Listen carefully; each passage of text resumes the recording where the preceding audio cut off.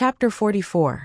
While Yunyang was training the double-headed Elysian lion for Dong Tianling, the other side of the room was bustling with activity.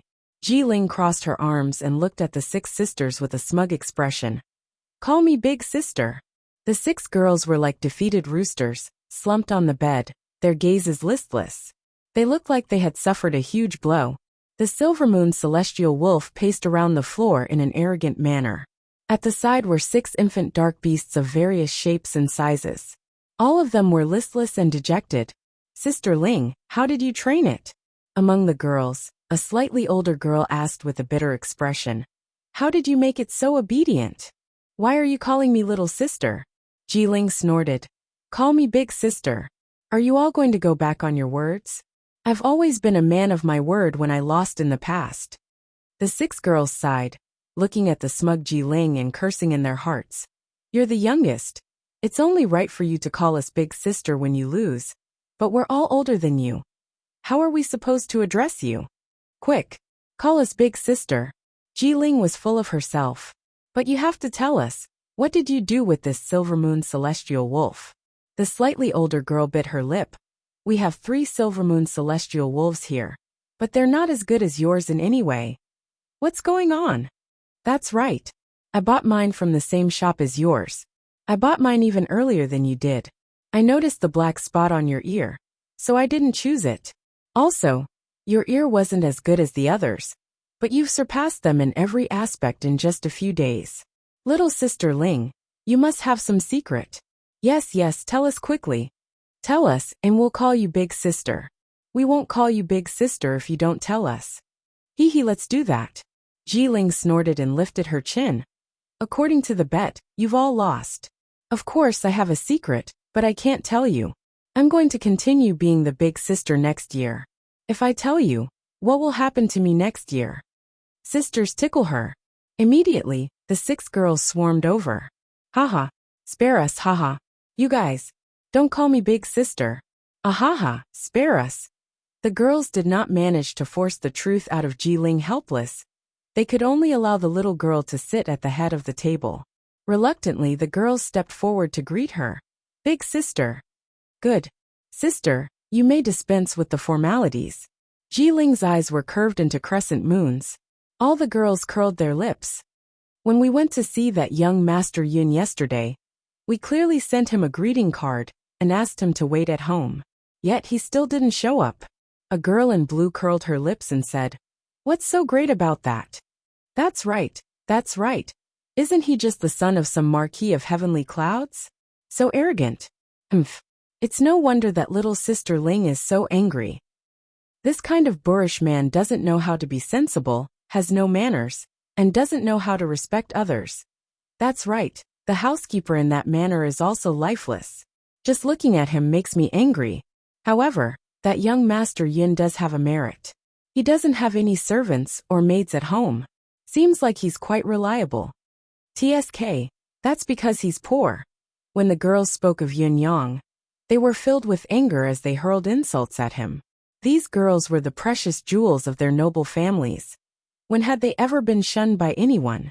Although Yun Yang had not done anything this time, he had incurred the wrath of the crowd. When Jiling heard Yun Yang's name, she could not help but fall silent. He had done it. He had said that he would definitely win. And indeed, she had won with an overwhelming advantage. Besides, her silver moon celestial wolf was obviously not outstanding. This could be felt from the girls' conversation. However, in his hands, it had only been a little more than a day, and it was as if it had been reborn. Thinking of the promise she had made with Yin Yang, Jiling was conflicted. They had agreed that if she won, she would give him half of the winnings and allow him to pick first. Besides that, she still owed him information. She did not know what kind of information he wanted.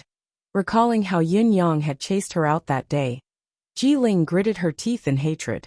She wished that she would never see this bastard, who did not have the slightest bit of tenderness for the fairer sex, for the rest of her life. However, she had to send him the winnings and she had to go because there was still a question that she had to answer. And that was the information. Jiling was extremely conflicted. Jiling sat there with a frown on her face, lost in her thoughts. She did not notice that the chatter of her sisters had long ceased. They looked at each other and exchanged glances, quietly observing the changes in Ji Ling's expression. Each of them covered their mouths and giggled secretly. It looked like the little girl had something on her mind. Could it be lovesickness? Sigh. Ji Ling heaved a long sigh. She could only hear the 6 girls beside her sigh in unison. Sigh. Their sighs were deep and long, filled with the sorrow of a young lady. Then a burst of laughter followed. You guys. Ji Ling pointed at them, stuttering. Hey, what's our new big sister thinking about? Why is she so lost in thought? That's right, our new big sister looks like she's longing for something. What longing? She's obviously lovesickness and wants to get married. Maybe she's thinking about a woman. Nonsense. She must be thinking about a man. Maybe it's that young Master Yin. It's hard to say. The ancients said that the person a woman can truly remember is never someone who can make her laugh, but someone who can make her angry and cry. It's true. Yes. Looks like our new big sister has someone she likes. Who is it? Who is it? Tell us quickly, big sister. We sisters will help you check it out. Yes, check it out. The girls made a ruckus. Ji Ling's eyebrows shot up. What nonsense are you talking about? I'm just thinking about something else. I'm just thinking about my brother. He's been away for so many years, and there's been no news of him. I don't know what's going on. I heard that he appeared in Tiantang City more than a year ago, but the family has sent so many people to search for him, but there's been no news at all. Sigh. She heaved a deep sigh at the end of her words. Yes, we don't know where Big Brother Ji has gone to. It's so worrying. The girl in green, who was the big sister, could not help sighing softly as well, her eyes filled with longing. This time, the girls were not joking. They all knew that their big sister was deeply in love with Big Brother Ji. When Big Brother Ji had just disappeared a few years ago, the girls still had the courage to tease her. However, after so many years without news, no one dared to joke about this longing. They had thought that they were a match made in heaven, but who would have thought? Sigh. All the women sighed with sincerity. Didn't we force the competition to be held in Tiantang City to look for Big Brother Ji? We'll split up and go everywhere these few days. Yes, places like the Celestial Prison, Penal Prison, Exile, whatever, check them all. Yes, check the military as well. Check the martial artists within 3,000 miles of Tiantang as well. This is the most important reason we've come here this time. We must find Sister Land's sweetheart and get him married. He. You little b*** stars. Sister Land's face was flushed as she pretended to hit them. Then she sighed softly and murmured, I only hope that he is safe and sound. As she spoke, her eyes reddened. The girls fell silent as well, feeling their big sister's deep-rooted longing. Their hearts were heavy. When Dong Tianling left, his expression was extremely interesting. He was even a little distrustful of this boss he had just acknowledged, looking at Yin Yang suspiciously. His lips quivered, looking like he wanted to curse. However, he dared not do so. In his eyes, the leader of the Popinjays might do something. Besides, it was rare to meet someone he likes so much. If you lose, I'll help you pay 10 times the amount of the bet, no matter how much you lose. Yin Yang frowned. You don't have the slightest bit of adventurous spirit, and you actually want to be a Popinjay. That's all you've got. You'll pay 10 times the amount if you lose. Dong Tianling's eyes widened. Not only will I pay 10 times, but I'll be beaten up together with you no matter how badly you're beaten up. Yin Yang said disdainfully. However, it's impossible for me to lose based on the punching and kicking skills I've taught the little lion. The corners of Dong Tianling's lips began to twitch again. You're bringing up the punching skills you've taught my lion again. However, Dong Tianling was still relieved. What he wanted was not Yin Yang's wager but Yin Yang's confidence. Since Boss Yin was so confident, did he not have the guts to take the gamble? Even if he were to be beaten to death, he could not be so cowardly. You can't be a Popinjay like this. Yin Yang patted Dong Tianling's shoulder earnestly. A Popinjay must have a fearless spirit. The 2 Dong family guards beside him felt like they were sitting on pins and needles. Our young master is already a Popinjay enough. How do you want him to be more fearless? If he continues to be fearless, the whole family would probably be burned down by him.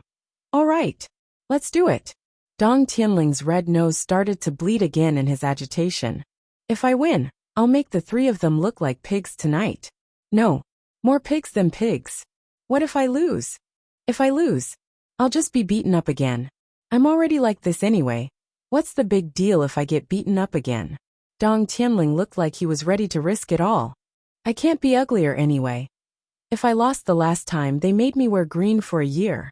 Damn it. It's finally time for your father to hold his head high.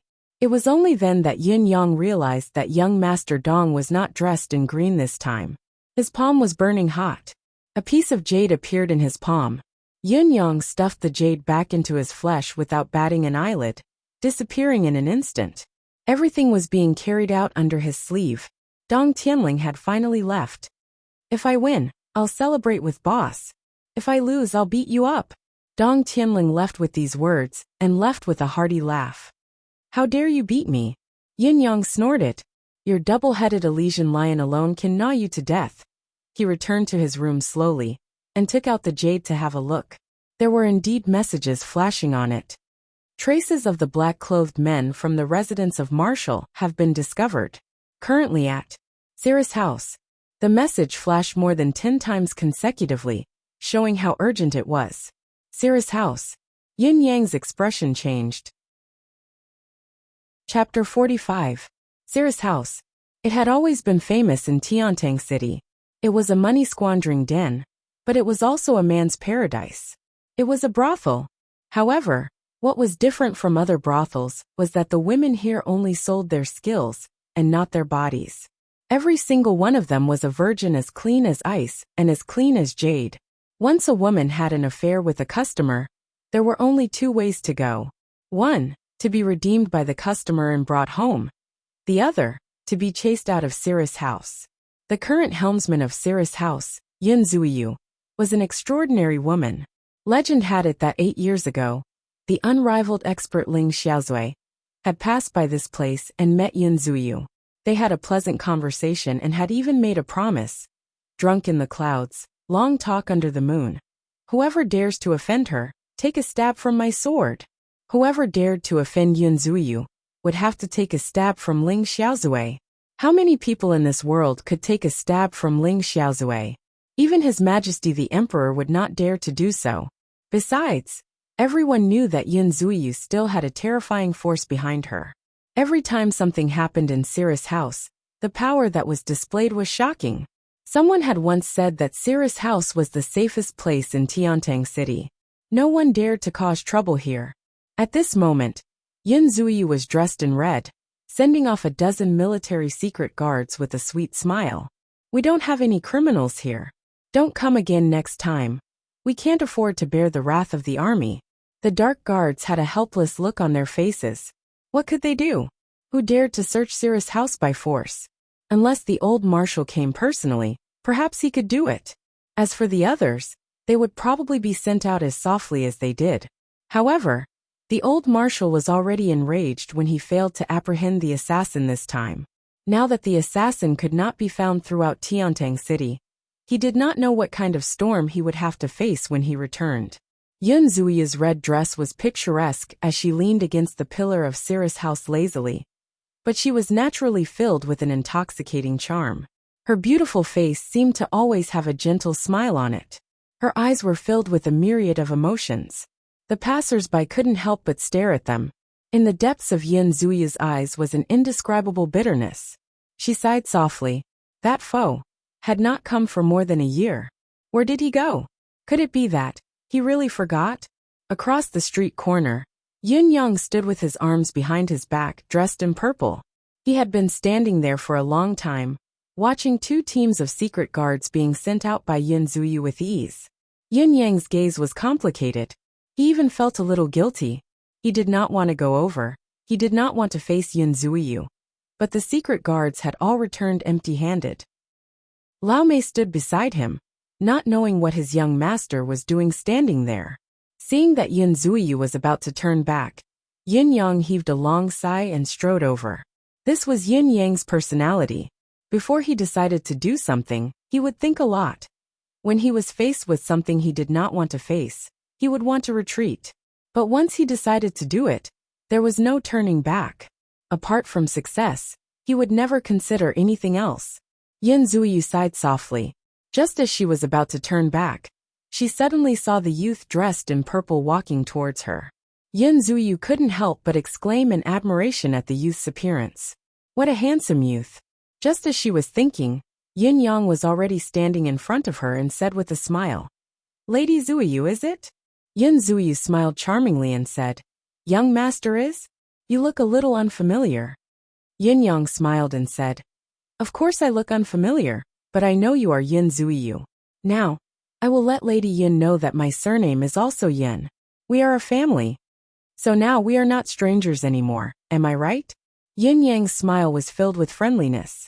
Yin Zuyu covered her mouth and chuckled. "Young master is really humorous.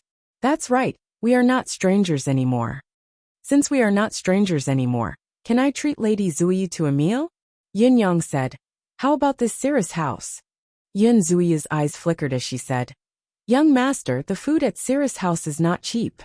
Yin Yang smiled faintly. "Even if it is expensive, it is still worth it to treat Lady Zuyu to a meal. Young master is really good with words." Yin Zuyu chuckled and said, "However, this servant does not believe that young master has come to Cirrus house just to treat Zuyu to a meal?" She looked at Yin Yang with a questioning gaze and said meaningfully, "Young master must have a lady that you like in my Cirrus house?" Yin Yang said, "The ladies of Cirrus house are too precious, and this young master is really poor.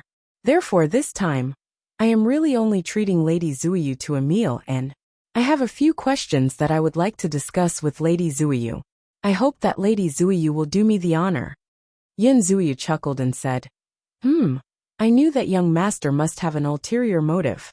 However, young master is so handsome. Just based on young master's face, this servant is not busy right now. Young master, please. Lady Zuyu, please."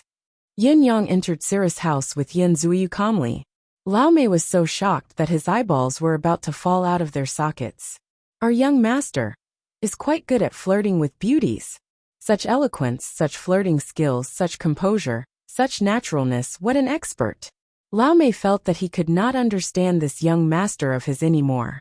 In front of people that he should not be flirting with, he was so familiar with it, without any hindrance. However, in front of the people that he should be flirting with, he was cold and harsh, completely unromantic. Lao Mei followed him in dumbfounded, one foot high and the other low. What the hell is going on? The top floor of Cirrus house. The topmost floor was a pavilion. The four walls were only 5 feet tall. Then there were pillars that connected to the ceiling. Layers of fine muslin surrounded them. And when the wind blew, the muslin fluttered. Lao Mei did not follow. Only Yin Yang and Yin Zuyu came up. When he gave his instructions, Lao Mei's expression was one of understanding. Understood, understood. Yin Yang looked at the wretched expression on Lao Mei's face. That, "I know everything" look and the way he winked at him made him want to give him a kick. What do you know? Lady Zuyu knows how to enjoy herself indeed. Yin Yang looked around with his hands behind his back. Overlooking Tiantang City from a height of several hundred feet is indeed a different state of mind. His heart, however, was like a fleeting cloud. How many times had he come to this wind pavilion? Yin Zuyu smiled. Isn't everything that one has done in this world to make one's life a little more comfortable? Don't you agree, young Master Yin? Yin Yang said, "Lady is right. However, this is what most people think. There are still some who don't care about these things." Yin Zuyu said faintly, "What most people think is enough. Zuyu doesn't want to be one of them." Yin Yang said softly, "Actually, Lady Zuyu is already one of them." Yin Zuyu's eyes glinted as she said, "Young master is flattering me." As she spoke, she slowly poured the tea that she had brewed into the teacup and said, "Young master, please have some tea. What's the matter? Let's drink this pot of tea first before we talk." She never seemed to be in a hurry when she spoke. Every single word was filled with a gentle beauty that seeped into one's bones. However, it was definitely not intentional. Lady Zuyu is right. Yin Yang picked up the teacup, his eyes focused on the amber-like tea inside as he said slowly, 3 cups of wine for the boundless secular world. A pot of tea for 1,000 years of hegemony. No matter what it is, it's better to calm down and drink a pot of tea before talking about it. It'll be easier and calmer. Yun Zuiyu chuckled and said, "Could it be that young master has something uneasy to discuss with Zuiyu?" Yun Yang replied, "That's right." Yun Zuiyu's expression changed slightly before she smiled sweetly and said, "Young master, please have some tea." "Lady, please have some tea." Yun Yang slowly swallowed the tea in the cup, feeling a warm current flowing down his throat. His internal organs seemed to have been ironed as well. He praised softly, "Lady Zuiyu's tea ceremony is becoming more and more proficient." Yun Zuiyu's eyes glanced at Yun Yang and said with a light smile, "Young master, although this is the first time we've met, why do I feel such a sense of familiarity with young master? This matter is very strange." The depths of Yin Yang's eyes twitched as he smiled without changing his expression. "That is my fate with Lady Zuiyu." Yun Zuiyu chuckled with her hand covering her mouth. "Young master is so naughty." She lowered her head to make tea, but her gaze had already turned cold. She said in a seemingly indifferent manner, "Young master can tell me what uneasy matter is that you've come to Zuiyu this time." Yin Yang nodded and said, "It's a little difficult to say. It's because a fugitive has sneaked into your place, and this fugitive's identity is very important. Once he escapes, there will be endless troubles in the future." Yun Zuiyu's expression turned completely cold. She sat up straight and said faintly, "Young master should understand the rules of Cirrus House." Yin Yang smiled bitterly. "It's because I understand that I feel uneasy." Yun Zuiyu said coldly, "Young master, please go ahead. Zuiyu suddenly feels unwell and can no longer accompany young master." As she spoke, she stood up directly and turned to leave without any reluctance. Yun Yang sat still, watching Yun Zuiyu walk to the door. A complicated expression flashed across his eyes as he said softly, "Lady, there's a fire in your heart." Yun Zuiyu's foot that was about to step out suddenly stopped in midair. Her delicate body seemed to be completely frozen at this moment as she spoke in a trembling voice. What did you say?" She turned around like a whirlwind, her gaze burning as she looked at Yun Yang. Yun Yang closed his eyes and swallowed the torturous pain in his heart. His voice regained its calmness as he said, "Lady, fire is very good. Fire can make one feel warmth. It can also keep one away from eating raw meat and drinking blood. It can also burn away all the filth in the world. However, if this fire were to remain in your heart, I'm afraid it would destroy you." Yun Zuiyu's delicate body was trembling, her face pale. Suddenly, she rushed forward and grabbed the front of Yun Yang's shirt. Her face was pale as her eyes stared straight into Yun Yang's eyes. She lowered her voice and asked hysterically, Who are you?" Yun Yang remained motionless as he said softly, "Water and fire are merciless. Fire can destroy everything. There's nothing in this world that isn't afraid of fire. Hegemony, vast forests, boundless grasslands, they can all be destroyed by a wildfire. Once the fire in one's heart is ignited, it will truly be unstoppable. Although there are thousands of heroes in this world, this concubine will never look back nor will she see them. Staying in the boudoir without dreams, the fire in one's heart has long ignited." Yin Yang's low voice was tinged with an indescribable pain. Yun Zuiya's right hand was gripping Yin Yang's shirt, her veins were popping. Her face was pale but the rims of her eyes were red. She tried her best to calm herself down, but she was trembling so much that she could barely stand up. She uttered word by word, "Speak, who are you?" Chapter 46. There are countless heroes in the secular world, but I can't see any of them in my eyes. I have no dreams in my boudoir, because my love has all belonged to one person. All the space in my heart has been set ablaze by this fire. This was a poem written by Yun Zuiyu. However, she had never thought that she would hear it from Yun Yang's mouth. This should not have happened. Listening to Yun Zuiyu's question, Yun Yang sighed and said, "I really can't tell you who I am." Yun Zuiyu slowly let go of Yun Yang's robe, as if she had lost her soul. She took a few steps back and sat down dejectedly. Both her eyes had lost their luster. "You can't tell me who you are."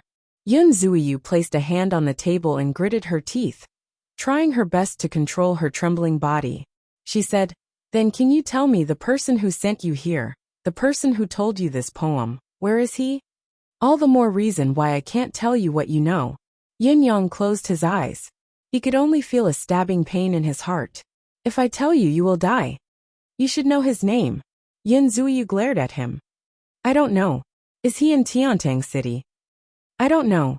Yin Zuyu finally exploded. Then you have to tell me, is he dead or alive now? Yin Yang gritted his teeth. After a long time, he said with difficulty, he asked me to tell you to forget him. Forget him? Yin Zuyu laughed bitterly. He is a bastard. Coward. Unconscionable. Irresponsible. A useless piece of trash. Yin Yang closed his eyes and took a deep breath. Yin Zuyu was still scolding him viciously.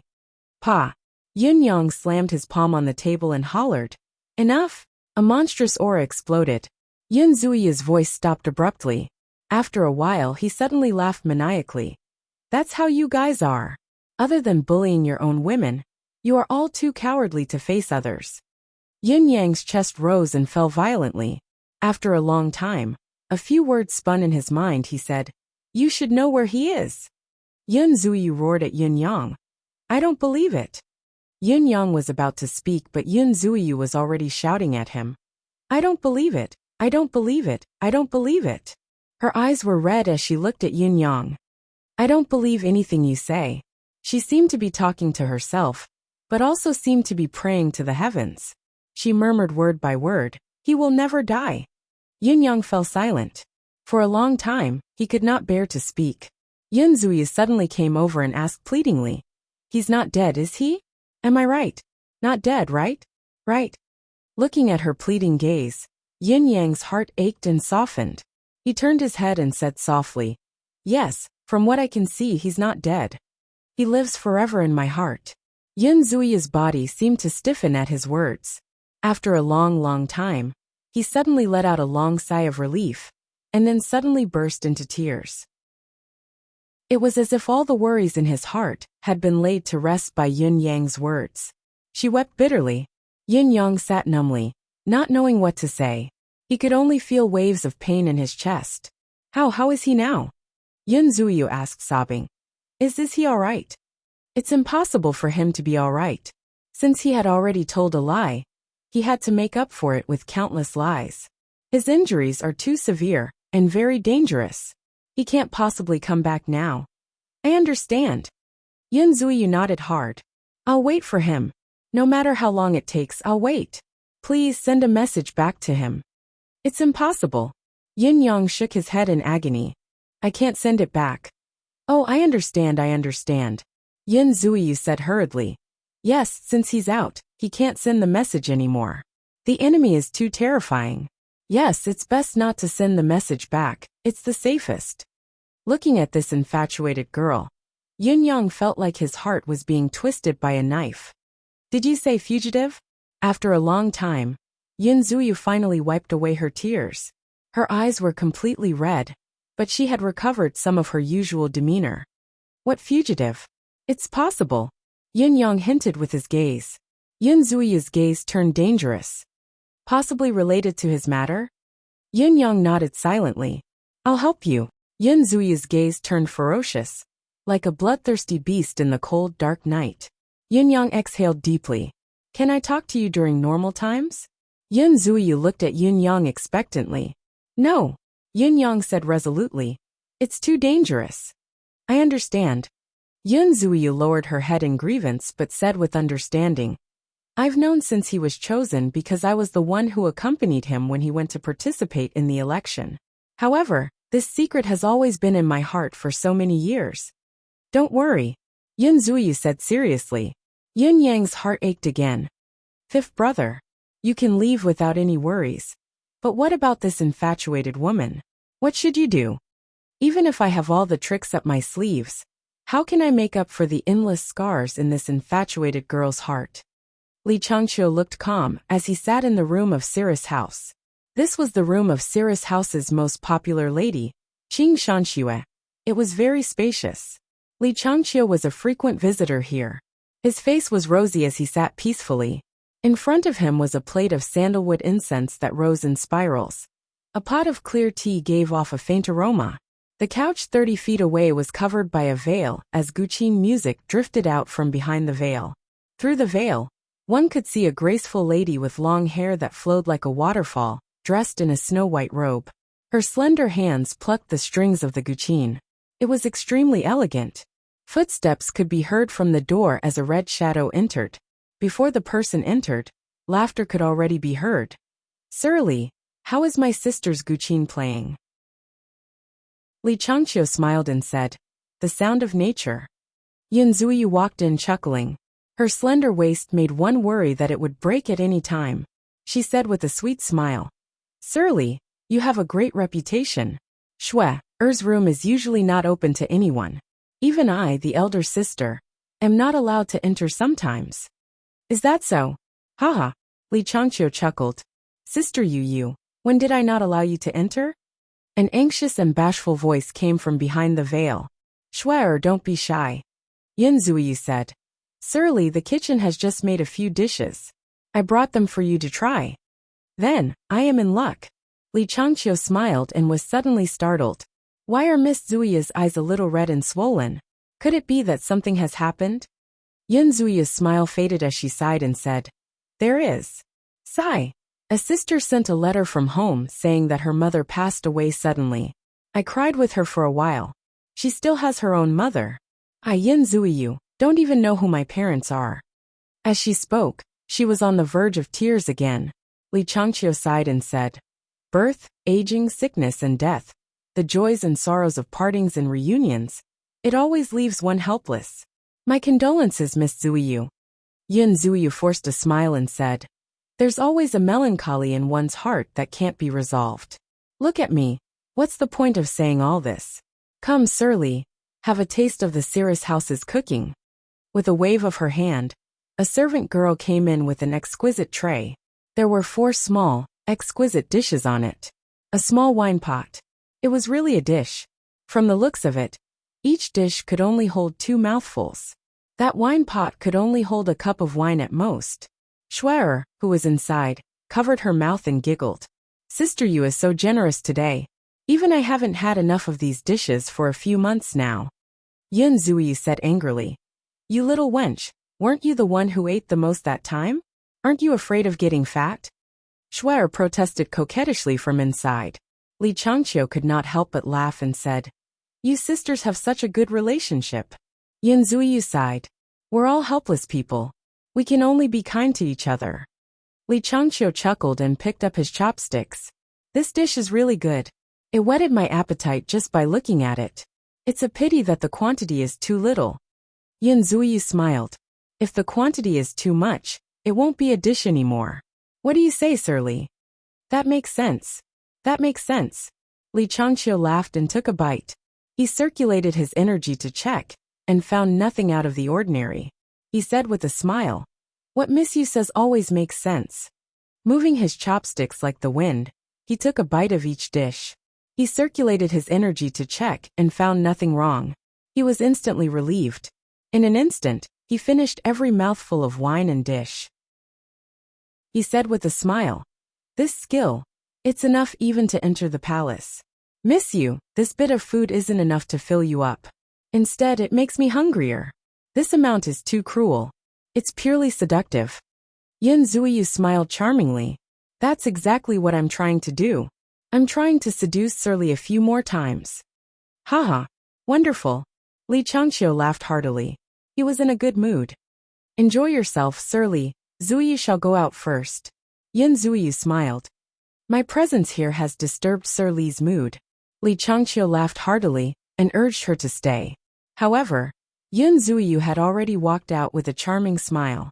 The sound of the zither lingered in the air, accompanied by the fragrance of sandalwood. Li Changqiu slowly let down his guard. Cirrus house was indeed the safest place. Thinking of this, he picked up the wine pot and drank another 2 cups of wine. He sighed. "Satisfying. Satisfying," a voice said mockingly. "I wonder if Surly would like to be even more satisfying. Who is it?" Li Changqiu stood up abruptly and turned to look. Outside the door, a purple-clothed figure was faintly discernible. Too cold, electrifying gazes made Li Changqiu feel a sense of eeriness. Li Changqiu snorted coldly. "Trying to play tricks in front of me? You're still lacking." He was about to make a move after he finished his sentence. The purple-clothed figure stood still and said softly, "Li Changqiu, not bad. A mere blacksmith can actually afford to come to Cirrus House 3 or 4 times a month. Is smithing really that profitable now?" Li Changqiu snorted and secretly gathered his cultivation base.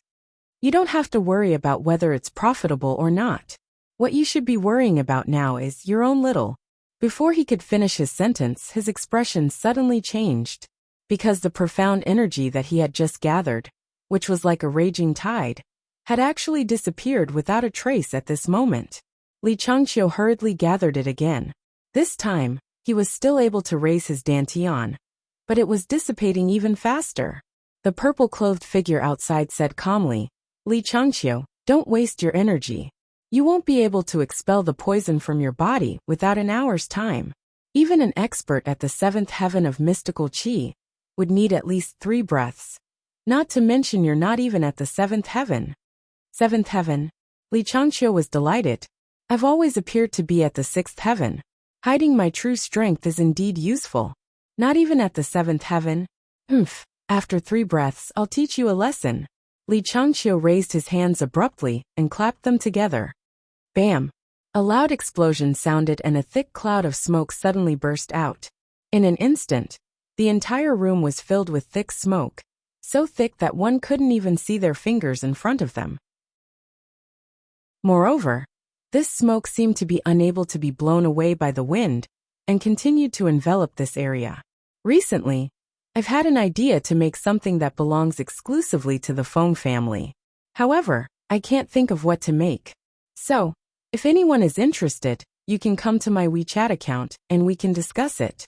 Open WeChat and search for Feng Ling Tian, and you'll find me. Welcome everyone. Chapter 47. Li Changqiu's voice rang faintly in the thick fog. "If you want to kill me, you'll have to come in." Yin Yang smiled and said, "I dare not step into this soul-reaping smoke, but do you dare to come out?" Yin Yang's voice was filled with undisguised relief. Li Changqiu had a bad feeling about this and asked harshly, "What do you mean?" Yin Yang stood at the door and said faintly, "Surly fought against the residents of Marshall's secret guards, 1 against 100. You were indeed brave. However, Surly did not have the ability to transcend the heavens, and the experts from the residents of Marshall were not to be trifled with. Hence, Surly lost in the end. In the end, Mr. Li used this bone-eroding smoke to escape. All the experts that broke into the Marshall's mansion were killed by Mr. Li. Only then did we realize how vicious Mr. Li is. Once the bone-eroding smoke appears, it won't dissipate within a quarter of an hour. Within a quarter of an hour, anyone who steps into the soul-eroding smoke will immediately have their consciousness blinded, and their soul will be devoured by Mr. Li. Not only will it not harm your body, but you can also use the power of devouring souls to recover your cultivation. Yin Yang was dressed in purple, exuding a cold aura. The soul-reaping smoke is a vicious trick of the school of fiendish poison. It has been lost for a long time, but I know that once the soul-reaping smoke is unleashed, it will either be the enemy or me. That's because you yourself are also trapped in this bone-eroding ecstasy smoke and cannot come out. There is only one possibility for you to come out and escape. Your enemy will charge in when he is unaware of the situation, allowing you to devour his soul. Then, you will be able to kill your way out. This is your last resort, Yin Yang said coldly. You may not know this, but it is also my safest resort. I have been waiting, forcing you to unleash this soul-reaping smoke. Li Changqiu felt hopeless. Who are you? Yin Yang did not answer. He said faintly, "After your battle that night, I knew that your cultivation base is at the 7th heaven. In Tiantang City, there are really not many who can do anything to you in a one-on-one battle. My method of mixing poison can only take away a large portion of your combat power, but it cannot render you completely powerless. So I'm still at risk. It will take at least 3 to 5 breaths of time for your profound energy to be cleansed. In these 3 to 5 breaths of time, if we were to fight, even if you don't have the strength to gather your profound energy, if you erupt with the power of your soul and launch a desperate counterattack, you would still be able to cause great damage to me. I'm not strong enough, so I can't capture you safely. But, right now, you're in the bone-eroding ecstasy smoke. You can't get out. Yin Yang continued. That's why I'm standing here talking to you now. It's because every time you listen to me, the poison in your body will dissolve a little more of your mystical qi. I'm not in a hurry. I can have a good chat with you. Yin Yang said. You can't come out anyway, and I have nothing to do. I don't have much time to chat with my enemies, but today, I can do as I please. A cry came from the thick fog of the bone-eroding ecstasy smoke. Obviously, Li Changqiu had spat out a mouthful of blood from Yin Yang's words. He also truly felt that his cultivation was regressing step by step. Even his dantian and meridians were slowly withering. What poison is this? Li Changqiu hissed. Tell me. Yin Yang said. Since you want me to say a few more words, I'd like to explain myself. In this world, there are many things that are not poisonous when consumed alone, and are actually beneficial to the body. Mixing two items together is even better for the body. Even if it was 3, it wouldn't be a big deal. Even if it was 4, it wouldn't be a big deal. However, when these 4 items are consumed and mixed with the 5th item that's soaked in wine, it can achieve such a perfect effect. Yin Yang smiled. However, you only need to know that it's 5 items. There's no need to know more than that. Sir Li, half an hour is up. Indeed, the outer layer of the bone-eroding ecstasy smoke was slowly dissipating. Who are you? Li Changqiu sighed hopelessly, the sharp dagger in his hand already pressed against his chest. If I were from the residence of Marshall, I wouldn't have come with so few people. Yin Yang chuckled softly. However, I've long heard that Sir Li possesses a part of the school of demonic poison's legacy, so I'd like to spar with Sir Li. Li Changqiu snorted. In your dreams? Yin Yang said faintly. Sir Li can be rest assured. There are only my men around this room now, and there are only 2 of them. The news will never be leaked. As long as Sir Li is willing to cooperate, I don't want Sir Li's life. Yin Yang smiled amiably. I'm only making use of the right time, place, and people to achieve my goal. Of course, I must obtain Sir Li's cultivation insights as well. Li Changqiu laughed. You've dealt with me like this, and you still want my cultivation insights? Dream on. However, he felt a sense of relief in his heart. So this was this fellow's goal. If that's the case, I might still have a chance to live. Thinking of this, the resolute desire to die eased. Child, you still don't know. 7th heaven experts have always had a chance of not dying. As long as they still have a breath left in them. Even if the mystical qi in their dantian was destroyed, they would still retain a portion of their energy. As long as they could live, their cultivation base could be restored within a year. No matter how severe their injuries were. As long as your father's cultivation base is restored, I can kill you all with a single breath. Yin Yang could sensitively feel that the air of determination to die was slowly disappearing. He heaved a sigh of relief. If he had spent so much effort and almost exposed his identity, only to capture a dead man, it would be too much of a loss. Child, don't you dare. This old man would rather die than fulfill your wish. Li Changqiu shouted harshly. We still have a long time. Yin Yang chuckled. The ecstasy smoke had dissipated completely, and the hall had regained its clarity. Li Changqiu's tall body was slumped on the floor, his eyes glaring at Yin Yang, as if he wanted to swallow him whole. However, he couldn't even move half of his body with a finger. Housekeeper! Yin Yang hollered with his hands behind his back. Here! A silhouette appeared like a phantom, appearing in front of Li Changqiu. A finger pressed accurately on his chest, and a palm struck his dantian. With a loud boom, the dust on the floor flew. Li Changqiu gritted his teeth, but did not resist. He only sneered. The mystical qi has dissipated. Lao Mei said, turning his head. Good, tie him up with a 6th-level mystical beast's tendon. Yin Yang did not move forward, only calling out from afar. Hearing this, the last hope in Li Changqiu's heart finally dissipated. He had been holding it in, saving the last bit of his energy, thinking that if this child came rushing over excitedly, he would be able to capture him as a hostage, even if it meant risking his life. Then he would be safe on the spot. However, he did not expect this fellow to be so cautious, after using a mixture of poison, to dissipate his cultivation base. And after his guards had sealed his meridians and shattered his dantian, a 6th-level mystical beast's tendon, even if his cultivation base was not damaged, it would be impossible for him to break free. Lao Mei moved swiftly, tying Li Changqiu up with 2 mystical beast tendons. He then took out a black cloth bag, knocking him out with a slap before stuffing him into the bag. Mission accomplished. Yin Yang clapped his hands. From the beginning to the end, he stood there, not even moving his feet. However, he had already captured a 7th celestial layer expert alive. Lao Mei picked up the black bag and said, "Young master, I shall return first." Going back separately was Yin Yang's strategy. It must be foolproof. Yes. Lao Mei carried the bag and flew out with a swoosh, disappearing in the blink of an eye. Footsteps could be heard. Yun Zuyu came down from the stairs, her eyes gleaming as she applauded. "Good move, young master. This servant is truly amazed." "It's all thanks to Lady Yu's cooperation." Yun Yang bowed warmly and said, "If it wasn't for Lady Yu, this matter would not have been so easy." Yun Zuyu smiled sweetly. "Then, all of you must thank me properly." Yin Yang sighed softly. "Of course. Lady Yu, the Cirrus house now. There's no one left."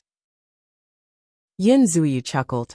"When I brought the dishes here, there were only a few of us left in the Cirrus house. I even let the other sisters go out to play for a while." Yin Yang was silent for a moment before he said, "Then among those who know about this, there are you, Lady Shui, the maid who brought the dishes just now, me and my butler. That's a total of 5 people. The maid doesn't know. She left after bringing the dishes in. However, you've left out the one in the bag. That's why it's still 5. Yin Zuyu smiled sweetly. "Why don't you trust me?" Yin Yang said seriously. "This is a serious matter. I have to remind you again and again. I hope Lady Yu will forgive me." Yin Zuyu nodded in understanding and said, "Shui is my sister." Yin Yang was taken aback and said, "I have been rude." Yin Zuyu sighed and said, "All of you should be more careful." Her limpid eyes looked at Yin Yang and said, "Your methods have shaken me to my core. It can't be that your position is too low, can it?" Yin Yang smiled bitterly. "Compared to the bosses, I'm still far from it. Lady Yu, thank you for your help. I will take care of you in the future. I shall take my leave now." Yin Zuyu said bitterly, "Must you call me Lady Yu?" Yin Yang was stunned as he heard Yin Zuyu say plaintively, "Is it so difficult to call you sister-in-law?" Yin Yang's Adam's apple moved with difficulty, and he finally said softly, "Sister Yu, don't make it difficult for me." Yin Zuyu's expression dimmed before she forced a smile and said, "To be able to hear you call me Sister Yu, I am very happy." Yin Yang's heart was filled with misery. "In the future, if there's anything you need help with, any news." Yin Zuyu looked at Yin Yang pleadingly, "Don't forget Sister Yu." Yin Yang was silent for a moment before he said, "Never." Yin Yang quietly walked out of Cirrus house. When he turned his head to look, he saw the woman in red still standing at the entrance of Cirrus house in a daze. Yin Yang felt as if a huge rock was pressing on his chest. It was unbearably heavy. "I've already given my life to the country. How can I repay my love?" Chapter 48. In the secret chamber of the residence of Yin, Yin Yang was alone, facing the trussed-up Li Changqiu. Lao Mei and Fang Mafei were outside. "Lao Mei, the young master is very mysterious," Fang Mafei said in a puzzled tone. "That's strange. I thought that there was only a young master and a butler in the residence of Yin. Why do I realize that I'm getting more and more unsure after coming in?" Lao Mei chuckled and glanced at him from the corner of his eyes, saying faintly, "Unsure? That's right. I, Lao Mei, have been in this residence for more than 3 years, but I still haven't figured it out. You've just arrived and you're already trying to figure it out?" He chuckled in disdain. Fang Mafei was truly shocked, his eyes wide. "With your ability, you still can't figure it out in 3 years?" Lao Mei grinned, feeling humiliated. His embarrassment turned into anger as he said fiercely, "Why are you so curious? And you're talking about me? With your intellect, forget 3 years. You won't be able to figure out our young master's background, even if you stay in this residence for 3 lifetimes." Fang Mafei glared at him. "Your father won't talk to you before you recover. What a firecracker. Child, don't waste your time. Li Changqiu's gaze flickered. I don't know anything about the legacy. You'll hand it over. Yun Yang walked forward with a grin, suddenly punching and kicking him violently. Hand it over. Hand it over. Hand it over. Pft, pft, pft. Li Changqiu gritted his teeth without making a sound, feeling more and more at ease. You want the legacy? Then you won't dare to kill me. Until a wave of pure aura suddenly sealed all the meridians in his body and sealed his dantian. Only then did his expression change slightly. The purity of this aura was something he had never seen before. Since he had such an amazing skill, why would he still want the legacy of the school of dastardly poison? Just as he thought about it, a punch came at him like a bolt of lightning. A crack, 4 of his front teeth were knocked out and blood flowed profusely. A warrior prefers death to humiliation. Li Changqiu glared at Yun Yang venomously. How dare you humiliate a strong practitioner like this? Brat, do you still have any dignity left? His teeth were knocked out, and his voice sounded strange. An expert. Yun Yang retracted his hand and smiled faintly. He pulled out a snow-white towel and began wiping away the blood stains on his fist. He spoke slowly. Li Changqiu, remember your place. You are a prisoner here. Li Changqiu said viciously. I'll remember you. Yin Yang smiled. Your meridians are under my control now. It's impossible for you to break your own meridians and heart meridians. His dantian has been sealed by me, so it is impossible for him to self-destruct his dantian. His movements are restricted by me, so it is impossible for him to kill himself. His teeth have been knocked out by me, so it is impossible for him to bite his tongue to commit suicide. He spoke very slowly, but as Li Changqiu listened, he couldn't help but feel his hair stand on end. What do you mean? No reason. I just don't want you to die. Yun Yang flashed a toothy grin. Because you'll want to die very much after this. Li Changqiu chuckled and said in a muffled voice. Even if I die, you can forget about obtaining the school of dastardly poison's legacy. Yin Yang smiled strangely. Do you still think that I've captured you for the so-called school of dastardly poison's legacy? Li Changqiu lifted his head abruptly. You're not. No. Yun Yang's expression turned icy as he forced the corners of his lips to reveal a cold, cruel smile. I only want to ask you a few questions. Li Changqiu instinctively felt that something was amiss. What do you want to ask? What day of the month are you? Yin Yang asked word by word. Li Changqiu's hair stood on end. What day of the month are you? It was a simple question. However, the combined power of the words, especially when they fell into Li Changqiu's ears, was like a bolt of lightning that struck the deepest part of his soul. At this moment he even felt dizzy. How many years had it been since someone had dug out his secrets right in front of him? This was his deepest secret. Li Changqiu calmed himself down and said, I don't know what you mean. Yun Yang smiled coldly and said faintly, Li Changqiu, alias Blacksmith Li, has lived in seclusion in Tianting City for 13 years. In these 13 years, he has always been diligent. The weapons he has forged are all of the finest quality. Besides, someone once said that as long as Blacksmith Li continues to work hard, perhaps there will be a day where he will break through and reach the level of a master in the weaponsmithing industry. In recent years, Blacksmith Li's name has become even more well-known. Moreover, there are people who are proud to receive a weapon forged by Blacksmith Li himself. As a spy, or rather a spy, to be able to do this is already the pinnacle of perfection. However, Blacksmith Li has a bad temper and is often in a bad mood. Therefore, whenever Blacksmith Li is in a bad mood, he will close his shop and disappear. As long as this honest, hot-tempered, rustic, and wrinkled Blacksmith Li disappears, a graceful and almost flawless Li Changqiu, Hai Surly, will appear in Cirrus' house. Hai Surly is very rich, spending money like water. Every time he goes to Cirrus' house, he will spend at least a few hundred silver taels. Then this Hai Surly will suddenly disappear. No one knows where he is from, where he came from, or where he is going.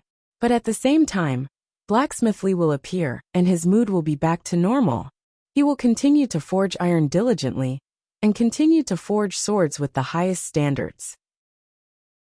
If Blacksmith Li didn't give himself away, or if he could always control his unwillingness to give himself away. No one would be able to associate the elegant high official Li with the honest blacksmith Li. After all, on the surface, they look like people from two different worlds. Yunyang spoke slowly, his eyes staring into Li Changqiu's like ice. Li Changqiu smiled and said, "I don't understand what you mean at all." Yunyang ignored him and continued speaking slowly. "If you didn't warn Marshal Qiu Jianhan, perhaps no one would have found out about you for the rest of your life. It's a pity that you did it after all. I believe your superior would be very surprised if he knew about this. Why would Blacksmith Li, who has always been steady, do such a crazy thing of his own accord? After all, although it looks like no one will be able to catch you, and you can escape at any time, what you did was indeed illogical." Li Changqiu sneered. "It's even more illogical for you to catch me." Yunyang smiled faintly. "I am also curious as to why you would do such a thing. However, I have finally figured out why you did it just now."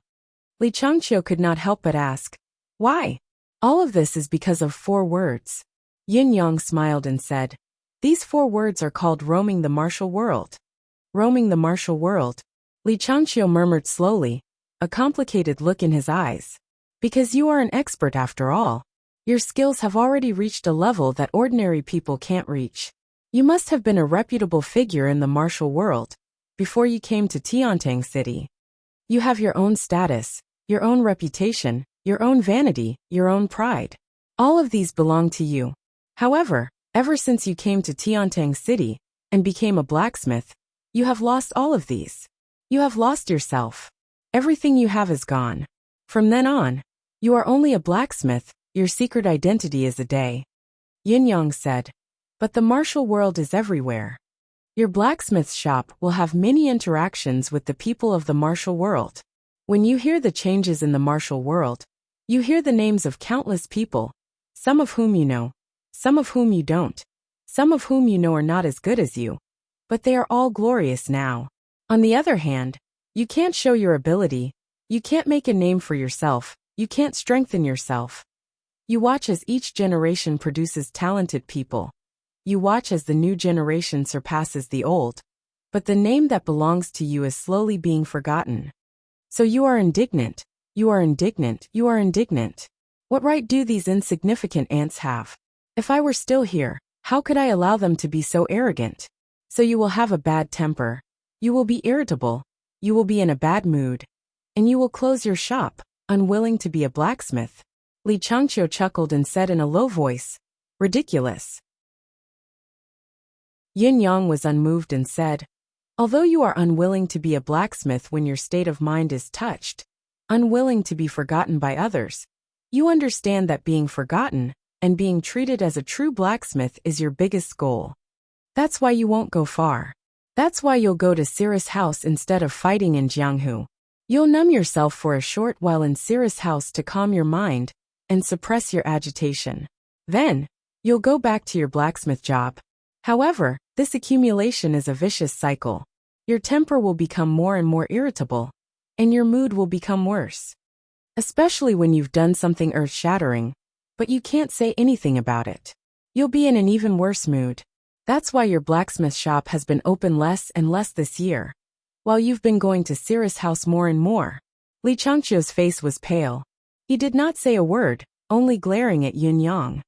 "People like you are filled with fear and anxiety.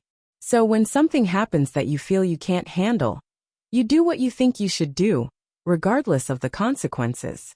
For example, threatening Marshal Qiu. Because Wu Wenyuan's capture is like a fox mourning the death of a rabbit. The sense of crisis is too strong. You are afraid that such a fate will befall you. Because at the end of the day, you are the same kind of person as Wu Wenyuan. So you can't help it. But it is because of this that you can't help it that you have come to me." Chapter 49. Li Changqiu exhaled deeply, not saying a word. However, his gaze was a little unfocused. Yunyang said, "I captured you because I know you well enough. I know you're not afraid of death, but I can't let you die. That's why I wanted to capture you alive. But I also couldn't let you kill yourself. I wanted to give you a reason to live. Your school of demonic poison, your bone-eroding ecstasy, were all purposely suggested by me to give you an excuse not to die. Putting aside the fact that we're enemies, I think that I'm the person who understands you the best in this world. It could be said that I'm your only soulmate. I didn't search you, but I believe that if I were to search you now, I would be able to find out a lot of things, including the question I'm asking you. Which day of the month and which day are you? Yin Yang said slowly. But I didn't do that. Firstly, I wanted you to say it yourself, as a form of respect to me as soulmate.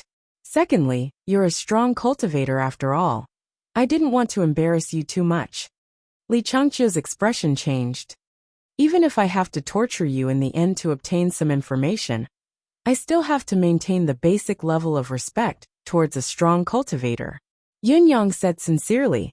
Therefore, I analyzed your mentality, your motive, everything about you. I wanted you to know that firstly, I respect you. Secondly, you losing to my scheme is not an injustice at all. Li Changqiu heaved a long sigh, speechless. Initially, he wanted to deny it and say nothing. However, listening to Yin Yang's words, he suddenly felt that all his denial was a waste of effort and a joke. The other party had already understood him to this extent. What was there to hide? He might as well be open and maintain his dignity as a strong cultivator. In front of such a person, any attempt to deny or lie would be a joke. It was indeed not an injustice to lose to him. Unknowingly, Yin Yang's words had already controlled the pace of the conversation, even the rhythm of Li Changqiu's heart.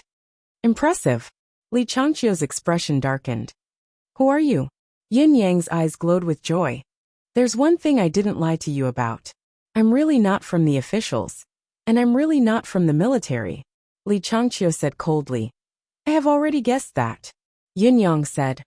May I ask, Sir Li, if there is anything wrong with my analysis just now? Li Changqiu closed his eyes. Absolutely. Yin Yang said. Then there's no doubt that you're from the Four Seasons Tower. His tone was firm. Li Changqiu snorted. Why are you still asking when you know so clearly? Yin Yang asked. What day of the month is it then? Li Changqiu slowly said. I am on the 19th of the first month. Yin Yang replied. Yes, the 19th of the first month. According to what I know, although the Four Seasons Tower's Hall of Spring is a hall, everyone is responsible for a different aspect. Even if they belong to the same month, there's no affiliation between them. Li Changqiu looked up at Yin Yang and asked, Who are you? Why do you know so much about the Four Seasons Tower? Yin Yang did not answer and said, However, once there's a major operation, a contact person will appear. This contact person will usually be a link between the previous and the following. Li Changqiu said, Nonsense. Yin Yang heaved a sigh of relief. Success. What he had said was a huge lie. It was a complete bluff, a bluff with a confident tone. Contact person. Any organization would need a contact person. Any operation would need a contact person. If this contact person was not a link between the previous and the following, how could the communication be carried out? The contact person for any organization or any matter would definitely be a link between the previous and the following. However, in Li Changqiu's ears, listening to Yin Yang's recount of every single detail, as if it were his own family jewels, it was easy for Li Changqiu to take advantage of this omniscient inertia to slip into the gutter. However, according to what I know, you, Li Changqiu, are not the contact person. Yin Yang lied again with certainty. Li Changqiu lifted his head abruptly, his eyes filled with bewilderment. How do you know? Yin Yang said confidently. I just know. Li Changqiu fell silent, his gaze flickering, his thoughts unknown. Not only do I know that you're not the contact person, I also know that not only are you not the contact person, but you're also an important node and lead. Yin Yang said something that was ambiguous, but correct no matter how one interpreted it. Then, looking at the change in Li Changqiu's gaze, he quickly added, You, Li Changqiu, look like you have a low status, but you're an important figure in the Four Seasons Tower. At least, among the members of the Four Seasons Tower in Tiantang City, you're one of the people who call the shots. The shock in Li Changqiu's eyes grew stronger. Yin Yang calmed himself down. Looking at the shock in Li Changqiu's eyes, he continued to attack ambiguously. You're strong. You're not afraid of death. You have dignity. So you should be someone like the leader of a small team. Li Changqiu's face was pale as he murmured, "You shouldn't know. Could it be that there's a traitor in the group?" Yun Yang said noncommittally, "As for the rest, I know a little, but I'm a little tired from talking about it. Li Changqiu, I have no intention of taking your life. You know what I mean?" Li Changqiu was at a loss. "You have no intention of taking my life? You say I know what you mean? Do I know what you mean?" However, he could not bring himself to say, "I don't know what you mean, no matter what. That would be too embarrassing. Someone has already turned you upside down, but you don't even understand what the other party is trying to say?" However, he was more and more certain of one thing: a traitor. There's a traitor. For example, how many people are under you, their respective identities, the tasks they are responsible for, the ultimate goal. Yun Yang's expression was relaxed, his tone relaxed. "I don't fully understand, so now is the time for you to speak." Li Changqiu lifted his head abruptly and said darkly, "I only want to know, who is it that betrayed us?" Yun Yang shook his head and corrected him. "This sentence is wrong. I didn't betray you. More or less, I revealed some information about you. That's all." The hatred in Li Changqiu's eyes intensified. "I've only revealed information about me. Can I still be alive after revealing information about me in a place like Tiantang City? This is completely putting me to death." Yun Yang sipped his tea quietly, his expression carefree. Up to this point in the interrogation, his mission had basically been accomplished. What was left was to continuously break down Li Changqiu's psychological defenses and deepen his hatred. From the beginning to the end, his words have been ambiguous.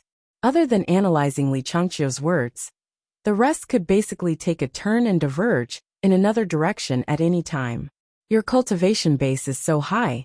How can you be an ordinary member of the Four Seasons Tower? You're not the contact, you're a blacksmith. How can you be the contact? You're the head of the thread. I can tell from your gaze that you're right. So you're a leader. Isn't the head of the thread a node? Since you're a node, how can you not be a leader? Besides, other than a leader who can make his own decisions, who else could threaten Qiu Jianhan on their own? Aren't you afraid of being punished? You said that there's a traitor among you. Fine, I didn't admit to it. Just think about it yourself. I've guessed it anyway. Since you said that there's a traitor, I only know information about you. What does this mean? You have enemies. They want you dead. They've already set you up and brought you here. Do you still want to keep his secret? Do you still want to protect him? Yun Yang believed that Li Changqiu could think of all this himself. "Give me a cup of water," Li Changqiu requested. Yun Yang poured a cup of water and passed it to him. He poured it into his mouth carefully and said regretfully, "Actually, you shouldn't be here. With your cultivation base, there's nowhere in this world you can't go. I really don't want to humiliate a master's dignity like this." Li Changqiu chuckled bitterly. "But I've still ended up here." Yun Yang said regretfully, "Honestly, I have information about you in my hands. It's so detailed that if I can't catch you, I'd look too. I can only say that this is fate. This is my fate, and it's also your fate." "Fate?" Li Changqiu's eyes glinted menacingly. "No, this is not my fate. If it wasn't for someone betraying me, how could I have fallen to such a state?" Yun Yang was speechless for a while. Looking at Li Changqiu, who was panting heavily, he said in a low voice, "Actually, he didn't tell us much. At the very least, he didn't mention your real identity, cultivation base, real face, and some other specific details." "Ha ha ha." Li Changqiu guffawed at the sky. "I've already fallen into your hands. Do I still need him to tell me about those?" Yun Yang sighed. "I'm very sorry." Li Changqiu huffed and puffed, his gaze fierce. Suddenly, a pair of glowing eyes looked at Yun Yang as he asked word by word, "I only have one question for you." Yun Yang said seriously, "Speak. I'll tell you everything I know. This is my respect for a master." Yun Yang had mentioned the respect he had for a strong master several times. Li Changqiu said in a low voice, "Can I still kill this person with my own hands?" Yun Yang fell silent. Li Changqiu's gaze was glowing, but slowly dimmed as he looked at Yun Yang's expression. "Yes." After a long while, Yun Yang finally uttered the word with much difficulty. Just as Li Changqiu's eyes began to sparkle, Yun Yang had already continued. I don't want to make an enemy like you. But I've already made one. Therefore I dare not. Unless you swear to heaven's will, and serve me with heaven's witness, I dare not give you such a chance. Yun Yang looked at Li Changqiu with unusual sincerity. Your cultivation base is too high. Li Changqiu chuckled bitterly. It looks like I don't have a chance. Yun Yang said softly. I dare not give you this chance, but it's the same for you when you swear your loyalty to the Four Seasons Tower. Can't you swear your loyalty to me? Do you think I'll mistreat you? At the very least, I believe you can see that I'm not that despicable. Li Changqiu closed his eyes and smiled sadly. Of course I can. With your respect for the strong and your attitude towards me, of course I know that you're not that despicable. Besides, you've wanted to recruit me since the beginning. I can see your sincerity as well. Yun Yang sighed cooperatively. Then. Chapter 50. Yun Yang asked reluctantly. But this is your only chance to live. You should understand. Li Changqiu sucked in a deep breath and lifted his head, his gaze fixed on the sky. He shook his head and said in a low voice, You don't understand, you don't understand, you don't understand. Yun Yang was silent. The Four Seasons Tower is terrifying. Li Changqiu said coldly. The Four Seasons Tower is unrivaled in this world. How can the word terrifying be used to describe it? Unrivaled in this world indeed. Yun Yang shook his head and said bitterly, I just don't understand this method of manipulating people's hearts. Facing the temptation of death, you're still unmoved. On one hand, it's the senior's integrity and loyalty, but how is this not a method of the Four Seasons Tower? Li Changqiu sighed slowly. Up to this point, Li Changqiu had no more hatred towards Yun Yang. Although he would definitely die in this person's hands, at least this person was not too despicable. Only the person who betrayed him deserved to die. Li Changqiu's hatred towards the person who betrayed him had reached a point where it could not be washed away, even with all the rivers and lakes in the world. The grievance and grief made his chest feel like it was about to explode. The person who sent you the letter, do you know where he is now? Li Changqiu asked with his eyes closed, his heart like dying embers. I don't know. Yun Yang answered honestly. We've never seen him. We don't know who he is or what he looks like. That's right. Li Changqiu said coldly.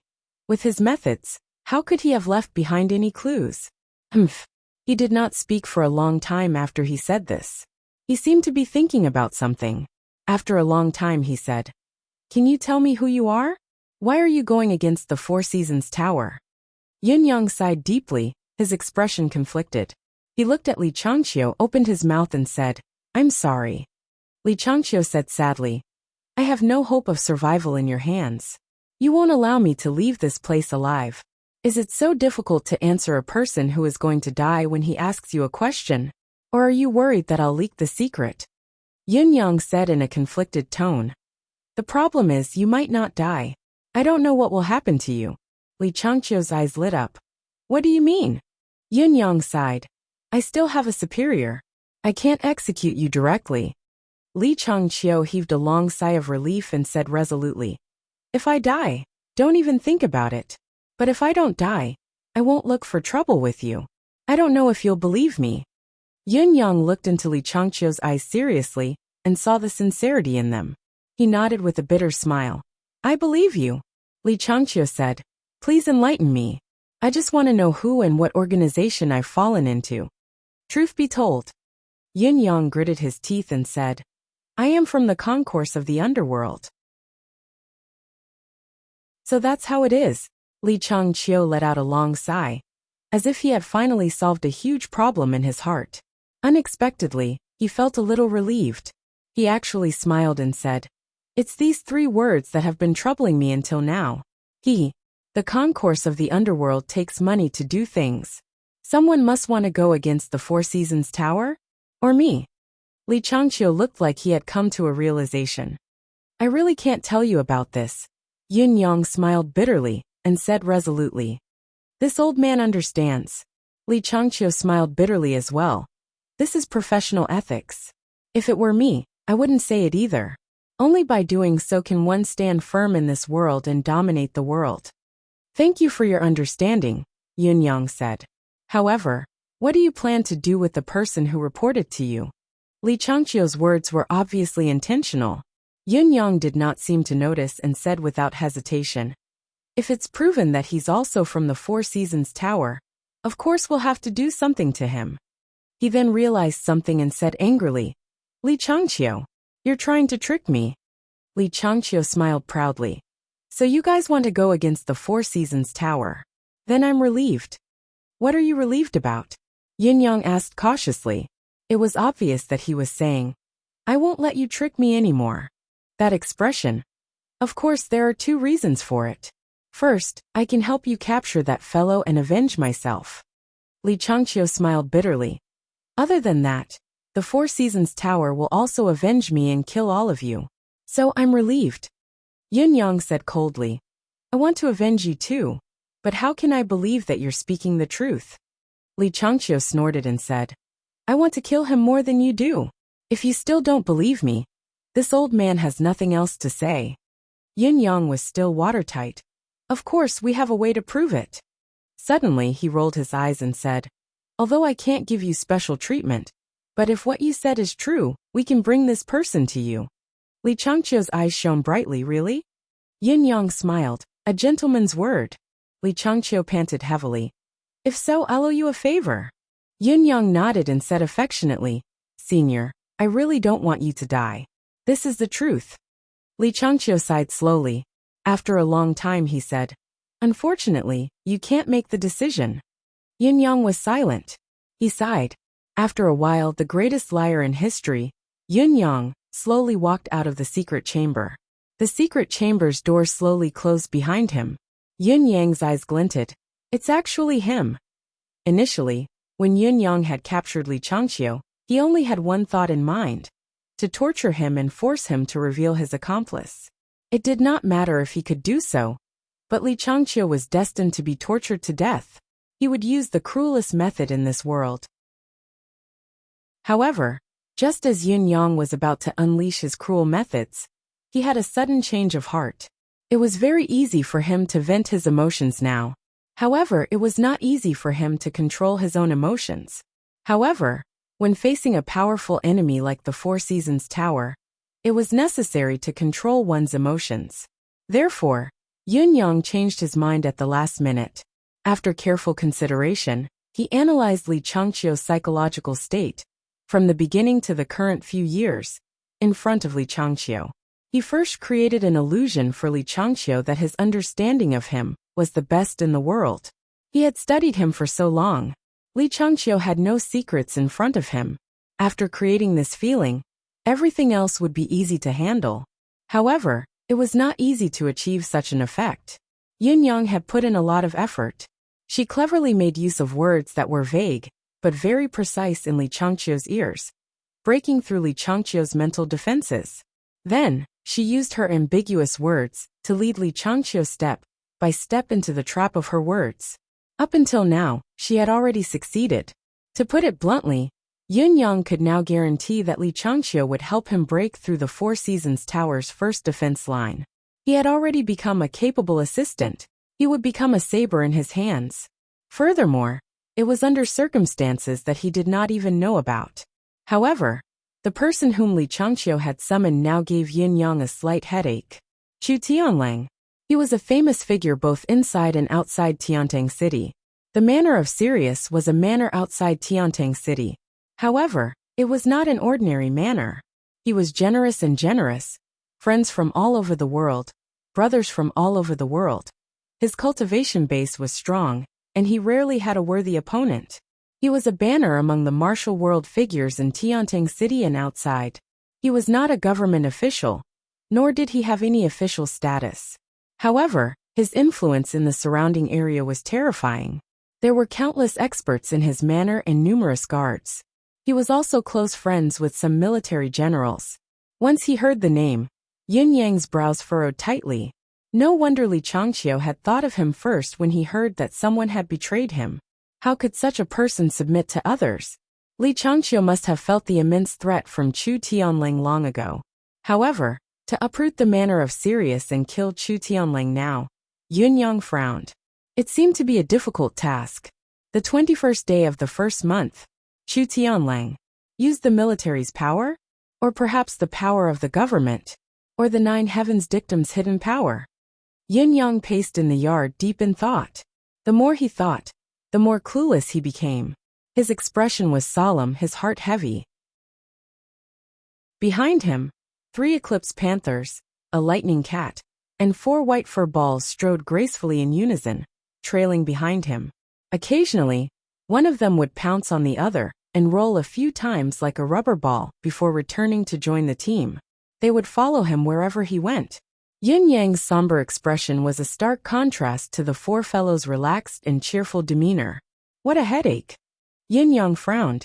Feng Mafei can't be of use now. Lao Mei can't show himself. The nine heavens dictum is very useful in the dark, but it'll be over once it's exposed, so it can't be used. The government is too uncertain. It's easy to leak information, and those literati are all cunning. It's not easy to set them up. The military isn't safe either. To do this, we must strike like lightning. We must not let Chu Tianlang have the slightest chance to react. This, Yin Yang mused and sent out a message. I want all of Chu Tianlang's information. The message flashed on the jade wall and was sent out. Another day is almost over. Yin Yang looked at the darkening sky and could not help sighing in his heart. It felt like there was not much he could do each day. Young master, Miss Jiling is here. Lao Mei came to report. Please. Jiling walked in with a solemn expression, carrying a parcel in her hand. She was obviously still angry. Seeing Yin Yang, her expression turned even colder, like it was covered in a layer of frost. Miss Ji's presence brings light to my humble dwelling. Yin Yang welcomed her warmly. Look at Miss Rosy Cheeks, you look so good. You must have won the bet and become a big sister. Look at your majestic gait and imposing manner. You have the demeanor of a big sister indeed. I'm impressed, congratulations. Jiling could not help but roll her eyes. Chapter 51. I don't want to come to such a place. Jiling pouted and said. The place is terrible. The environment is terrible. It's deserted and eerie at night. Most importantly, the owner is ugly, bad-tempered, and hated by everyone. Every time I come here, my life will be shortened by at least 3 years. Yin Yang chuckled, that's terrible. You're only in your 30s this year, but you've already come here 5 or 6 times. You're already in your 50s. Jiling was furious. You're only in your 30s. You're only in your 50s. Your whole family is in their 50s. Yin Yang's smile was as bright as the sun. But every time you come, your face is different. I'm impressed. Jiling was taken aback and touched her own face subconsciously. Different. Yin Yang nodded solemnly. Looking at Lao Mei, the corners of Lao Mei's lips twitched. Indeed. Jiling blushed and snorted. I'm a natural beauty. How could I let a lecher like you see my true face? Yin Yang heaved a long sigh and cupped his hands in salute. Thank you, Mississippi.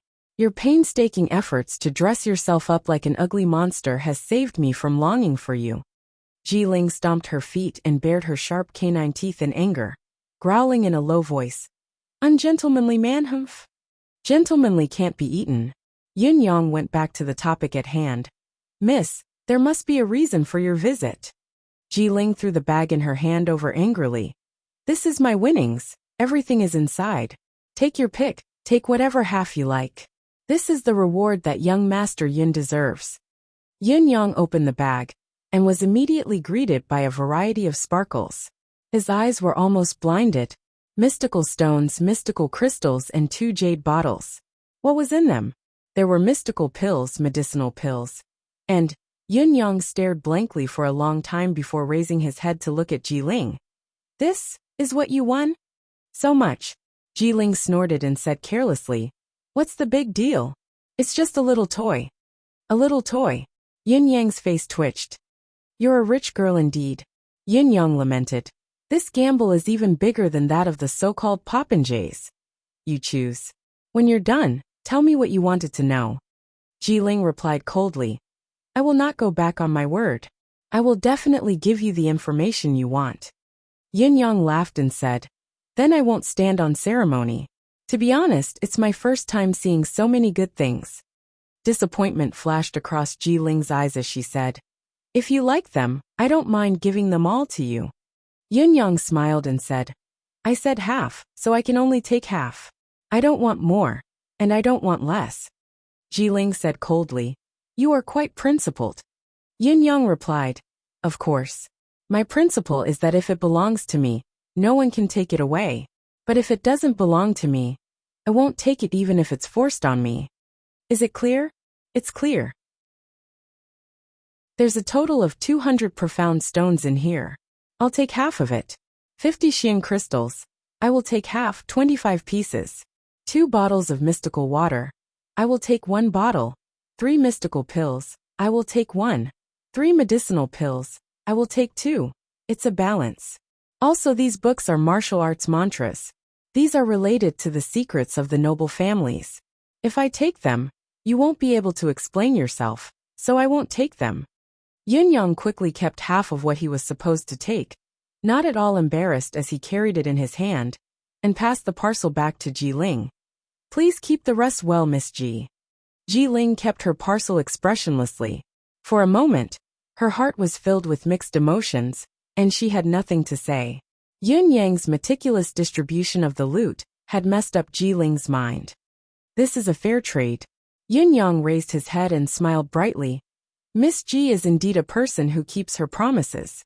I am very satisfied with this collaboration." "That's right, a collaboration.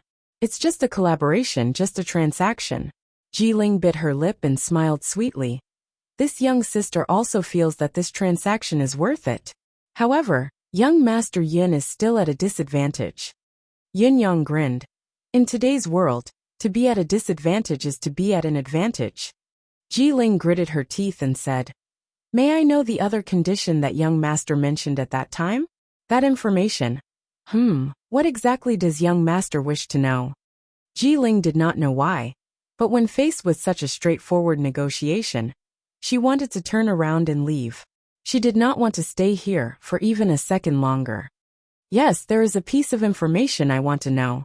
Yunyang looked at Ji Ling and said, "I want to know who Mr. Nian of the Four Seasons Tower is." Ji Ling was dumbfounded. Mr. Nian of the Four Seasons Tower. Other than Mr. Nian himself, who else in this world would have the ability to know who he was? If Mr. Nian's identity were to be exposed, perhaps, even if he had the unparalleled ability since the beginning of time, and the earth-shattering shrewdness that had dominated the world, he would have long been reduced to ashes. "It's all right. If Miss Ji can't give it to me, I can." Before Yunyang could finish, Ji Ling had already said through gritted teeth, "Is this the information? Don't worry. I will give it to you sooner or later." Having said that, she looked at Yunyang with a complicated gaze. Without waiting for him to speak, she said faintly, "Farewell." With a swoosh, she turned and left. Unable to hold it in any longer, she turned around and roared, "Yunyang! You bastard!" Yunyang looked at the girl's retreating silhouette, feeling a little lost. "What's going on? The deal was going well, and you even got a great deal when we split the loot. Why is she so angry all of a sudden? What did I say to offend her?" Yunyang scratched his head and spread his arms, chuckling bitterly. "Lao Mei, look at this. Women are so hard to understand. She's angry just like that." Lao Mei stared at him speechlessly for a long time before he heaved a long sigh and returned to his room dejectedly. He really wanted to say, "Young master, you're hopeless." However, he could not bring himself to say it. Yunyang did not sell the mystical stones and mystical crystals this time. Instead, he gave them all to Emmy. Holding a mystical crystal in his palm, Yunyang stared at it with wide eyes. The mystical crystal slowly shrunk and turned into a small pile of powder, dispersing with the wind. It was the same for the mystical stones. In his subconscious, the spiritual chi around Emmy was increasing at a speed visible to the naked eye. Slowly, its stalk thickened and grew longer, its hardness increased as well. The leaves of the lotus leaf had also become thicker and greener. The vine slowly lengthened and became tough. The second vine quietly grew from tender green and thin. It became dark green, thick and tough. Yunyang could only feel waves of refined life force surging into his meridians and dantian. Yin Yang had only opened the cap of the bottle of spiritual water. With a swoosh, there was only one bottle left. Both of the medicinal pills were energy pills. Yin Yang did not have much use for them, so he gave one each to Lao Mei and Fang Mafei. As for the last mystical pill, Yin Yang popped it into his mouth and ate it. But in an instant, this income turned into nothingness. Flipping through Chu Tianlong's information, Yin Yang frowned as he flipped through it. The information was extremely detailed, more than a foot thick. Chu Tianlang, heroic in his youth, innately awakened 7 chakras, trained in swordsmanship at the age of 3, killed at the age of 7, entered the borderless forest alone to hunt 6th-level mystical beasts at the age of 15, returned with a bountiful harvest, started from scratch, amassed a large amount of wealth through unknown means, origins unknown, established the manor of Sirius at the age of 25, awe-inspiring.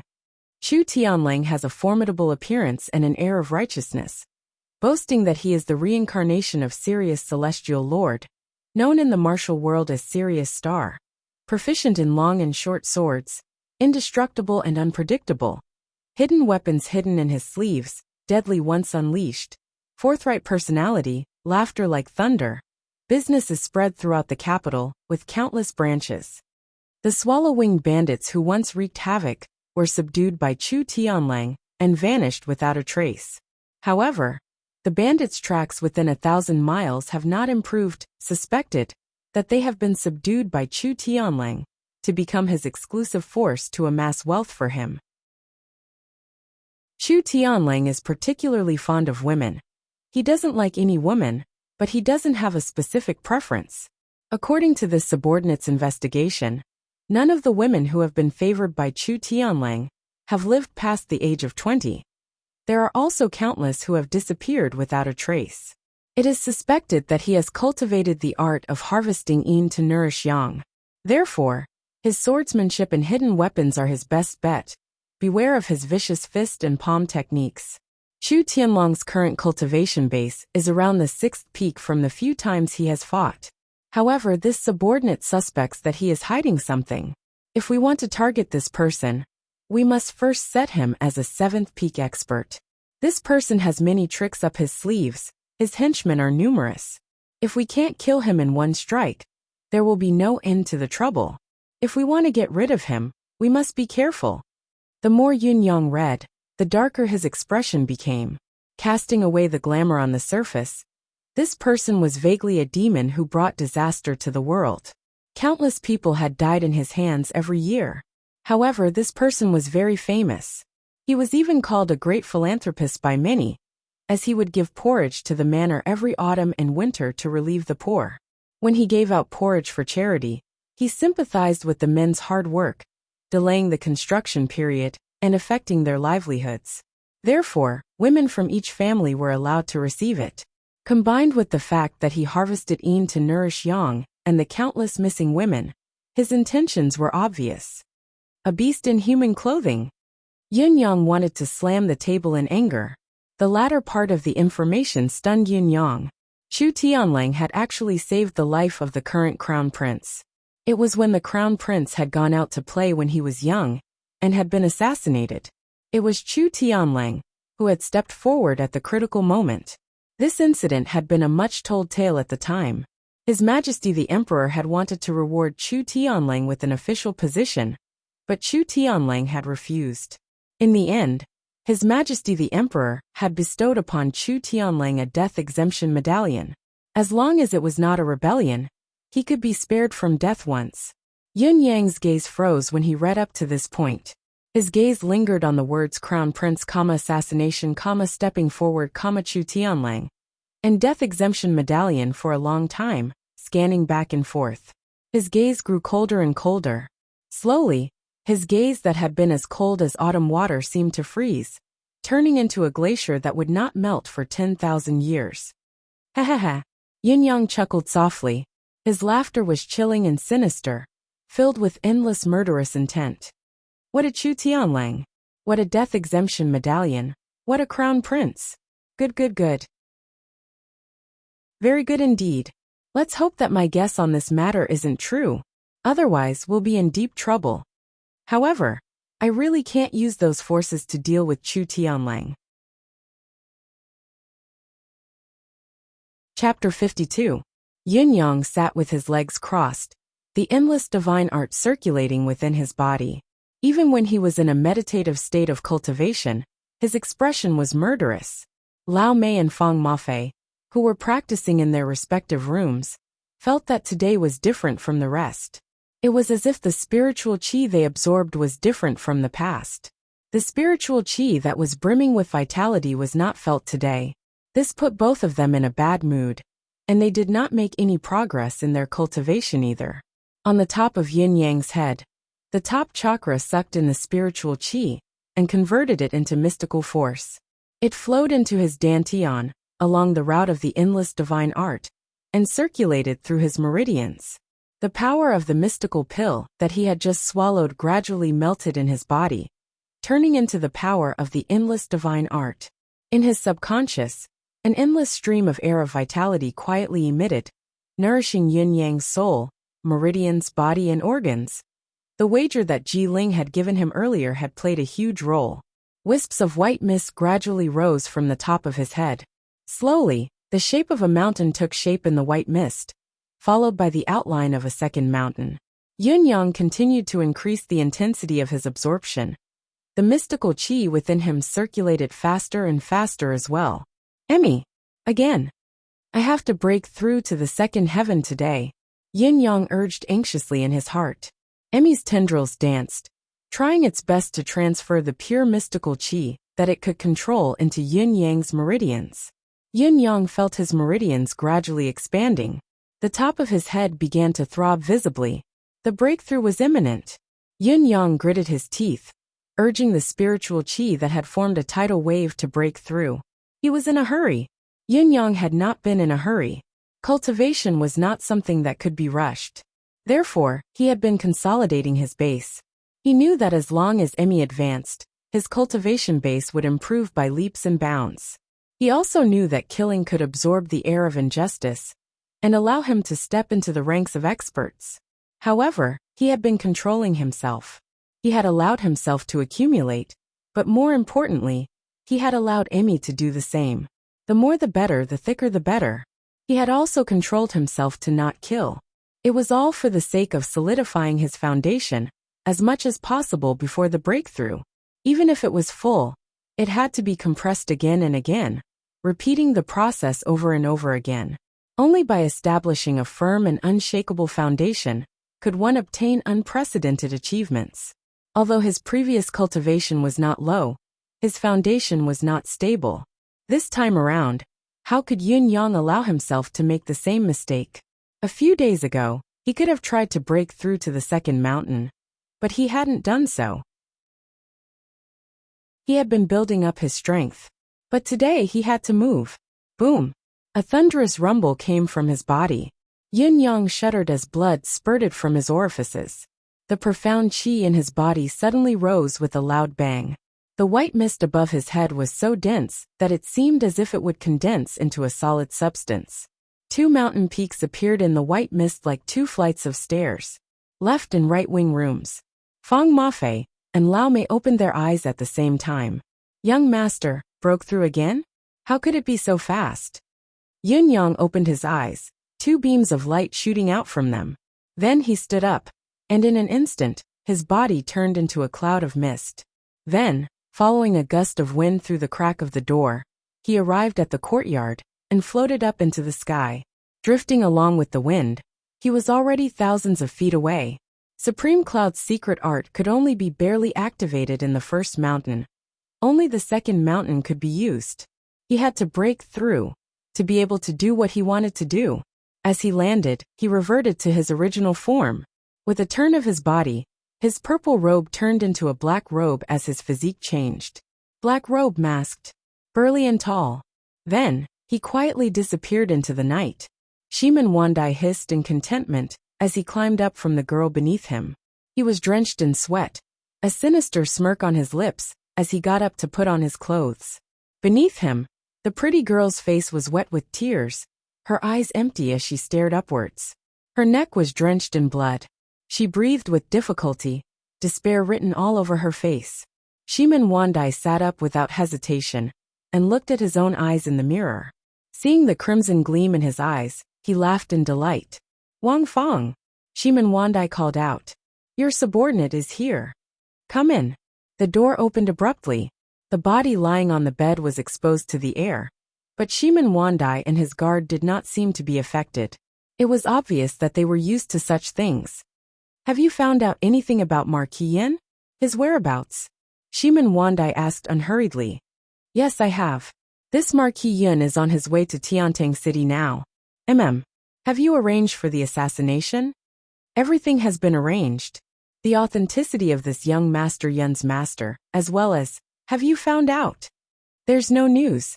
Shimin Wandai snorted coldly and said, it must be done discreetly. Kill Marquis Yin, and see this young Master Yin's reaction. Will he have any extreme reaction to his father's death?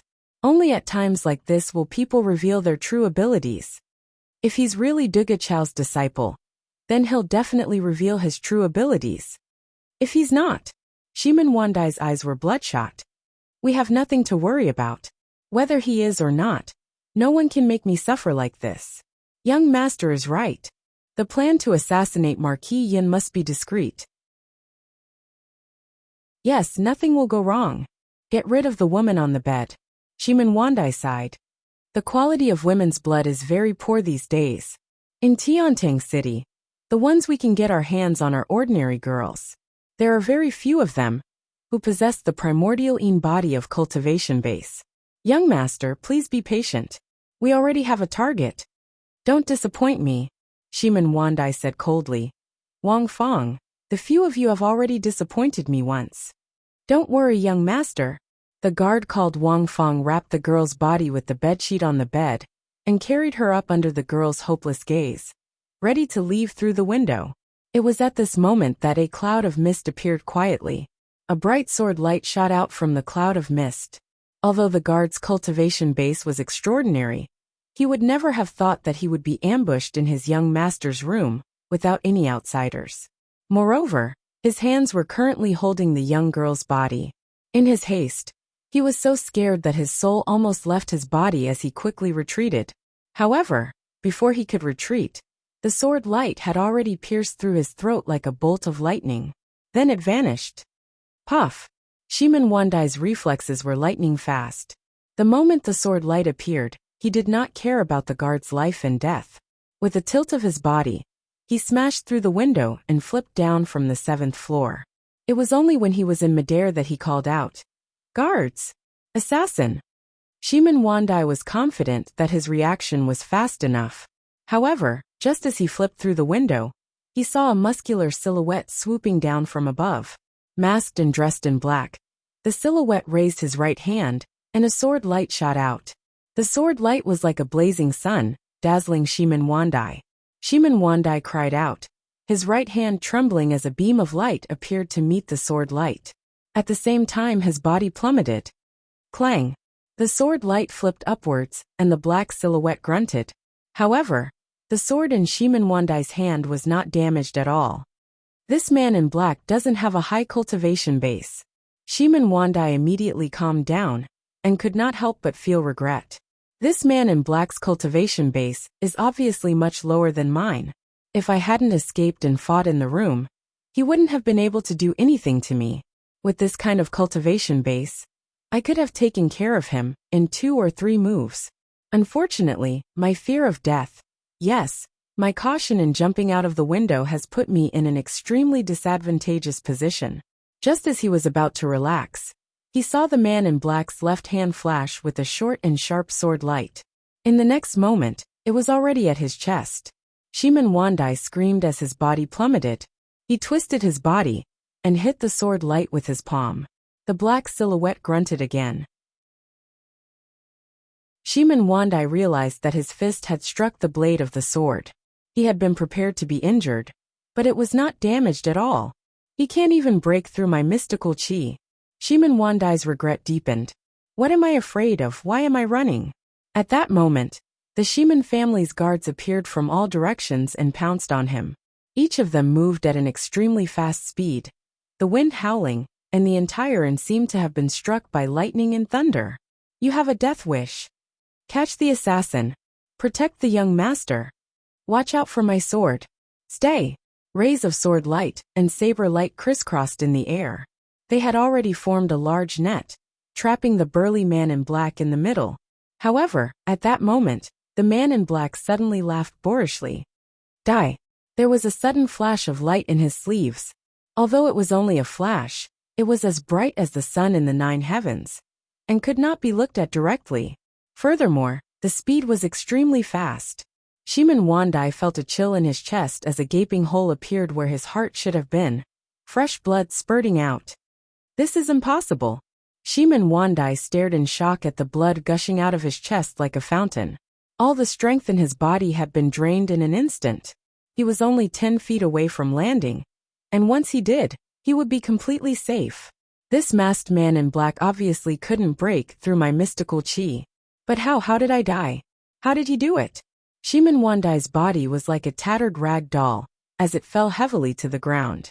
Before he hit the ground, he had already stopped breathing, his eyes still wide open. He had died with a grievance. The tall and sturdy black-clothed masked man laughed loudly. His voice was rough, as if he was trying his best to conceal his real voice, but it could still be heard. His voice was loud and clear like thunder. You want to stop me with just you? Before the sword chi and saber light from all directions could reach him, his body suddenly spun in the air, smashing open a window with a loud bang, and disappearing into a room. The guards of Shiman clan closely followed and rushed into the room, only to see a man and a woman, who lost their heads out of fear, jumping out of the bed completely naked, and issuing sharp screams. Chapter 53. The entire inn was suddenly in a complete uproar. The experts of the Shiman clan looked as if they had lost their parents, their faces contorted. Half of the inn was filled with members of the Shiman clan. Under the protection of dozens of experts, the assassin had easily taken their third young master's life, and left so calmly. The dozens of people had gone mad. They were aggrieved and terrified. How was he going to explain himself when he returned? There was no need to even think about it. There was no way he would be able to explain himself. The door to one of the rooms opened abruptly, light seeping in as a young man dressed in white walked out slowly. Shiman Wandai's corpse lay on the ground below, his eyes wide open, filled with disbelief and fear. The young man in white walked slowly to Shiman Wandai's corpse, and lowered his head to look at Shiman Wandai's face. His face was mournful as he slowly reached out his hand to close Shiman Wandai's wide open eyes. He said softly, "Although I knew that this day would come for you, it was still a little unexpected. Rest in peace, your brother will avenge you." Although his face was mournful, it was calm. He looked at Shiman Wandai with a calm and cold gaze. There was neither the sorrow of a brother's death, nor the relief of a competitor's death. Check the wound. Everyone present, please compare your memories. Third young master's guards. Each receive 100 whips of the wolf fang. If you can endure it, you will live. If you can't, you will be buried with the third young master. The young man in white said coldly, "Thank you, second young master." Shiman Wandai's guards relaxed. 100 whips of the wolf fang would naturally be enough to beat someone to the brink of death. However, the second young master's words meant that the punishment had already been carried out here. He wanted to protect them. If they were to wait until they returned to the clan to be punished, they would undoubtedly die. After being punished here, they would still be punished when they returned to the clan, but they would not die. Wound, there's only a scar on the chest. I can't tell what weapon it was. The scar is small, but it ruptured the heart and destroyed the mystical chi in an instant. It's very powerful, and the murderer's mystical chi is obviously very pure. The third young master is also at the third peak, but his muscles are tense and his mystical chi is flowing through his body, but it doesn't have any defensive effect. Therefore, the opponent's weapon seems to be a divine weapon. The murderer rushed in and killed Wang Fang first. Then he used the sword in his right hand to slit his throat. Then he chased after third young master. He used the sword in his right hand, but it didn't work. Then he used a short sword in his left hand, but it didn't work. Then, this murder weapon appeared in his sleeve. In other words, the murderer has at least 3 weapons. 2 in the light and 1 in the dark. The murderer is tall and burly, and his voice is rough and coarse. The murderer moves very fast, and his Xian Qi is very high. To be able to kill the third young master in one strike, under the watchful eyes of so many experts, this person is bold and meticulous. Moreover, he must have planned this beforehand. They appeared without a sound when they came, and they disappeared without a trace when they left. They must have planned their route beforehand. This person must be very familiar with the terrain. With the murderer's cultivation base, even though the first 2 strikes didn't break his defense, it could be a trick of confusion. Even if the first 2 strikes were to hit, they wouldn't have been fatal. Moreover, the third young master would have used the momentum to land on the ground, and the murderer would have lost the opportunity to strike. Then, the guards would have swarmed in. The reason why he didn't do so was to ensure that the third strike would be fatal. The murderer's cultivation base should be between the 4th and 7th heavens. Anyone lower than the 4th heavens wouldn't have such guts and schemes. Everyone gathered together, racking their brains to recall and think. At this moment, everyone was giving it their all. This was their only chance to redeem themselves. The young man in white, Shiman Wandai's second brother, Shiman Wanli, narrowed his eyes and listened quietly. The expression in his eyes changed constantly as he thought carefully. Has the third young master offended anyone since he came here? This? Shiman Wandai's guards looked at each other. Had he offended anyone? That was a strange question. How many people had Shiman Wandai not offended in a day? How many people had he not bullied? How many beauties had he not snatched home? How normal was that? Those who have been beaten, scolded, and bullied, make a separate list. Investigate them. Shiman Wanli calmly ordered. Women who have been snatched, their family backgrounds, and so on, make a list. Investigate them. Investigate all the martial artists in Tiantang City, according to the murderer's criteria. I think it shouldn't be hard to find the murderer since his appearance is so obvious. Shiman Wanli narrowed his eyes and said coldly, I want to know the results by tomorrow morning. Who is the murderer? I want to see the murderer's head by tomorrow night. Yes, second young master. Yun Yang stumbled as he landed on the ground. The short battle just now had caused his profound qi to be completely exhausted. Although Shiman Wandai was a popinjay, he was still well educated and had a strong mystical qi. Yun Yang's current ability was not enough to defeat him. If he had not struck with the blade of Heaven's Way, he might have returned empty-handed tonight. However, Yun Yang had already expected this. It was precisely because of the lethal weapon, the blade of Heaven's Way, that he would take such a risk. Otherwise, why would he be so reckless? Yun Yang had not wanted to start with Shiman Wandai, but this fellow had been too presumptuous ever since he had come to Tiantang City. In just a dozen days, the number of women who had died in his hands had already exceeded a dozen. Since he was trying to frame him, Yun Yang might as well use it as an example. It was already past midnight when he returned to the residence of Yin. Yun Yang entered his room directly, one hand already on his belt. Just as he was about to undo it and take off his clothes, his eyes suddenly widened. There was someone in the room, staring at him in the dark with a pair of cold eyes. Yun Yang's hair stood on end, but he still smiled and said, Young Lady Ji, why have you come to my room at such a late hour? This is beyond my expectations. The person in the room was Ji Ling. Today, however, Ji Ling was different from before. Her face was cold and her eyes were cold as she stared at Yun Yang. She had completely retracted her aura. She had even used some unknown method to conceal the body fragrance that had originally been on her body. Young Master Yun is indeed able to summon clouds and rain with a flip of your hand. Ji Ling said slowly. I've been following you all this while. I've seen you change your form, disguise yourself, and come back as if nothing had happened after you killed someone. You didn't even look surprised to see me in your room. This calmness made Ji Ling understand that young master is indeed not an ordinary person. Yun Yang's heart skipped a beat. He said in surprise, I don't understand what young lady is saying. His heart calmed down immediately. Trick me? Yun Yang was confident that no one in this world would be able to follow his movements, especially the ability to change the shape of the clouds. It was the only one in the entire world. Moreover, His cautiousness had always been his greatest confidence. It was impossible for Ji Ling to follow him, and it was impossible for her to know his movements beforehand. It was even more impossible for her to enter his room after he had killed someone. Although he had stayed outside for a while, and Ji Ling could have done it, it was impossible for her to know his every move. You don't understand? Ji Ling said coldly. Were you not the one who killed Shimin Wandai? Yun Yang was taken aback. He stood up abruptly. Shimin Wandai? Dead? What happened?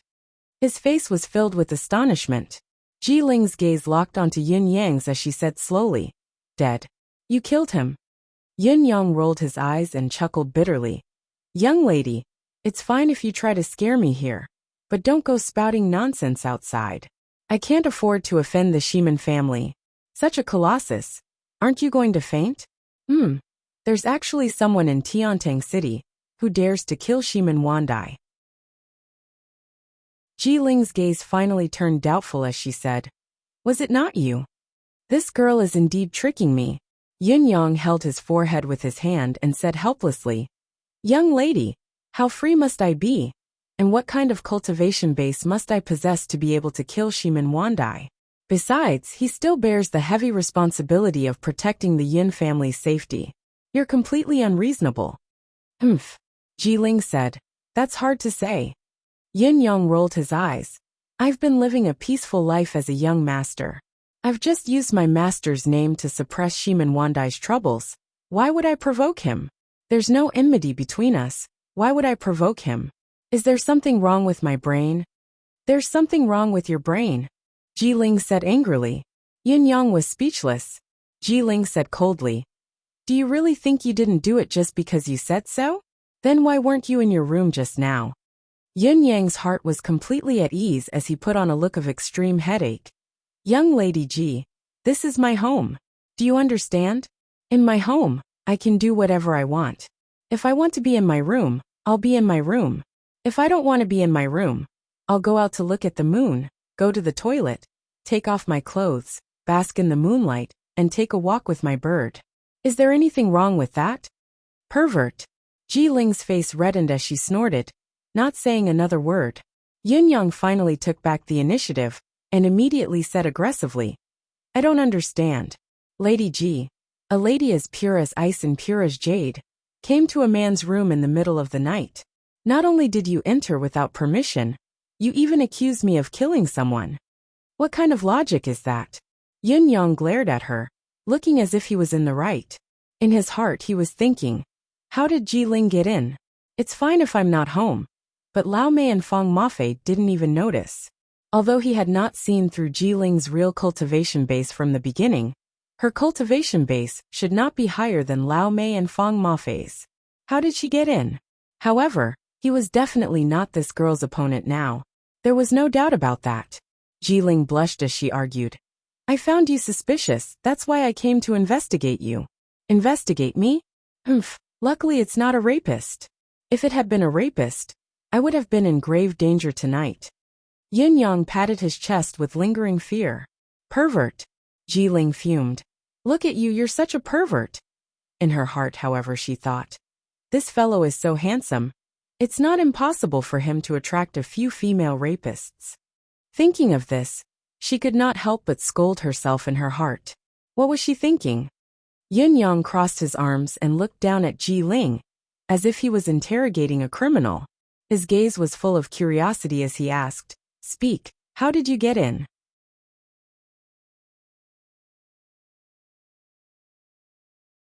Chapter 54. You came in just like that.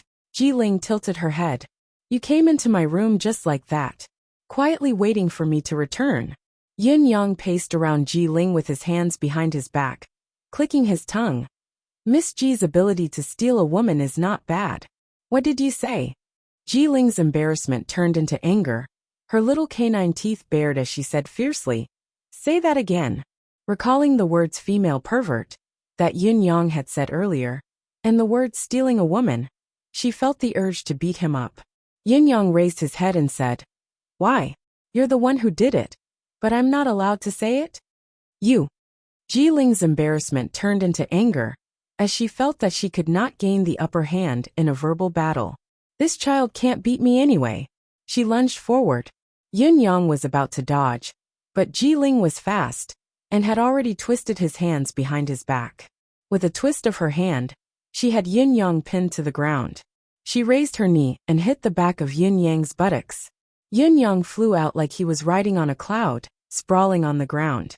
Before he could even cry out in pain, he felt a weight on his back. Ji Ling had already sat on his back. Yun Yang felt as if a mountain was pressing down on him. His back that had just straightened up a little fell back onto the ground with a thud, crying out in pain. Are you going to tell me or not? Ji Ling asked fiercely. My home. Why can't I tell you? Yun Yang was panting as he struggled to raise his head. Ji Ling stretched out her hand and pinned Yun Yang's hands behind his back. She exerted force, causing Yun Yang to wail. Ouch, ouch, ouch. Are you going to tell me or not? I'm not. Can I do it? Yes. Big sister, let go. Do you still dare to give me that look? No. Ouch. Did you kill Shiman Wandai? Yes, I killed him. I killed him, all right? Yun Yang twisted his body, trying to regain control of the situation. However, Ji Ling's cultivation base was more than a level higher than Yun Yang's. It was almost impossible for Yun Yang to move even if he wanted to. Ji Ling sat on Yun Yang, looking down at him from above. For a moment she felt a sense of pride. Thinking of how she had been bullied by this fellow for the past few days, she felt exhilarated, as if the weight in her chest had been lifted. He said arrogantly, Who asked you to piss me off these few days? Let me tell you, when you're not strong enough, it's better to tuck your tail between your legs. At this point, there were hurried footsteps at the door. Ji Ling was taken aback, but before she could jump up, the door was pushed open by Lao Mei. His anxious voice could be heard. Young master, what's going on? Why do I hear that there's a fight here? Then he choked on his voice. Ji Ling turned back and Yun Yang lifted his head with difficulty. Lao Mei was standing at the door with an incredulous look on his face. His eyes looked like they were about to pop out of their sockets as he stared at them. His mouth was so wide open that 2 duck eggs could almost fit in it. Ji Ling jumped up instinctively and stammered. It's nothing. Lao Mei smiled apologetically. I didn't see anything. You guys can continue. I didn't. Ji Ling stammered as she grew more anxious. It's nothing, young people. Lao Mei took a step back. Playing games, it's normal. Don't go. Ji Ling jumped up anxiously. I just wanted to teach him a lesson. Yes, I wanted to teach him a lesson. That's why I'm riding on. She suddenly choked as she spoke. Riding on him to teach him a lesson? Even Ji Ling herself did not think that such a reason could be justified. It's nothing. Lao Mei looked awkward as well, feeling that he should not have come over. He blurted out. Actually, it doesn't matter who's riding who. I'm leaving. Feeling that he had said the wrong thing, he ran off once he closed the door. You guys can continue. No.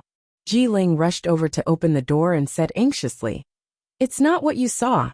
Don't misunderstand. Listen to me. However, there was no sign of Lao Mei at the door. Ji Ling's mouth was agape as she looked at the empty yard outside the door. She could only feel her face heating up like it was on fire. As the night breeze blew, Ji Ling stood there in a daze for a moment. Suddenly, she reacted and cried out in extreme embarrassment. Covering her face with both hands, she squatted down. This misunderstanding could not be cleared even if she jumped into the endless ocean. My reputation. Ji Ling squatted on the floor, feeling too ashamed to face anyone. As she thought about it, she began to sob. Why are you crying? Yun Yang got up quickly and asked in confusion. I was the one who was beaten up. Why are you crying when you're the one who beat someone up? Ji Ling whimpered. It's none of your business. I don't want to either. Yun Yang's words triggered another wave of anger, but he was still oblivious to it. But this is my room. If someone hears you crying here, they'll think that I've... Ji Ling sprung up and choked Yun Yang's neck. Her face flushed red as she said through gritted teeth. Do you dare continue? Ugh, let go. I can't breathe. Yun Yang rolled his eyes. Ji Ling finally let go. Yun Yang covered his neck and coughed for a while, Rolling his eyes, he said, "Just a little more." Jiling snorted. "Speaking of which, why did you come to my place so late at night?" Yun Yang's tone turned serious as the alarm was lifted. He could clearly feel that Jiling was suspicious of him just now. After rambling on, Yun Yang could also feel that Jiling no longer suspected him of killing Shimin Wandai. Of course, it was time to discuss the matter now. "It's all because of you."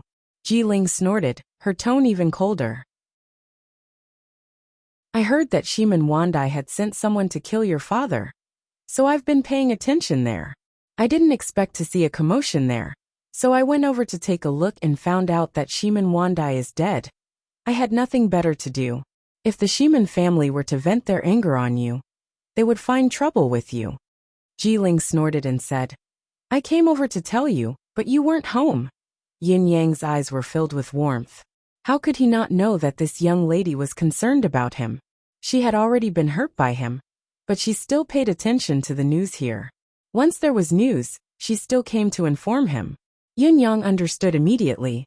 This girl was not trying to trick him from the start.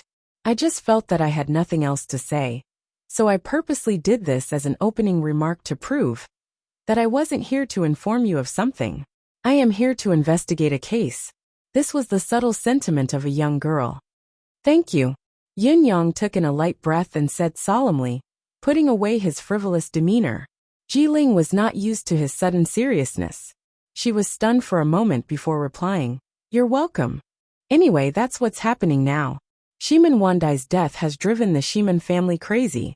Jiling said hurriedly, "You have to be careful." "I'm leaving." Jiling lowered her head. The domineering aura she had when she was riding on top of Yun Yang and pummeled him was nowhere to be seen. Yun Yang's leisurely voice came from behind. "Yun Yang is not an insensible person. If there's a chance in the future, I will definitely repay you for your kindness." Jiling snorted and said, "Who wants you to repay me?"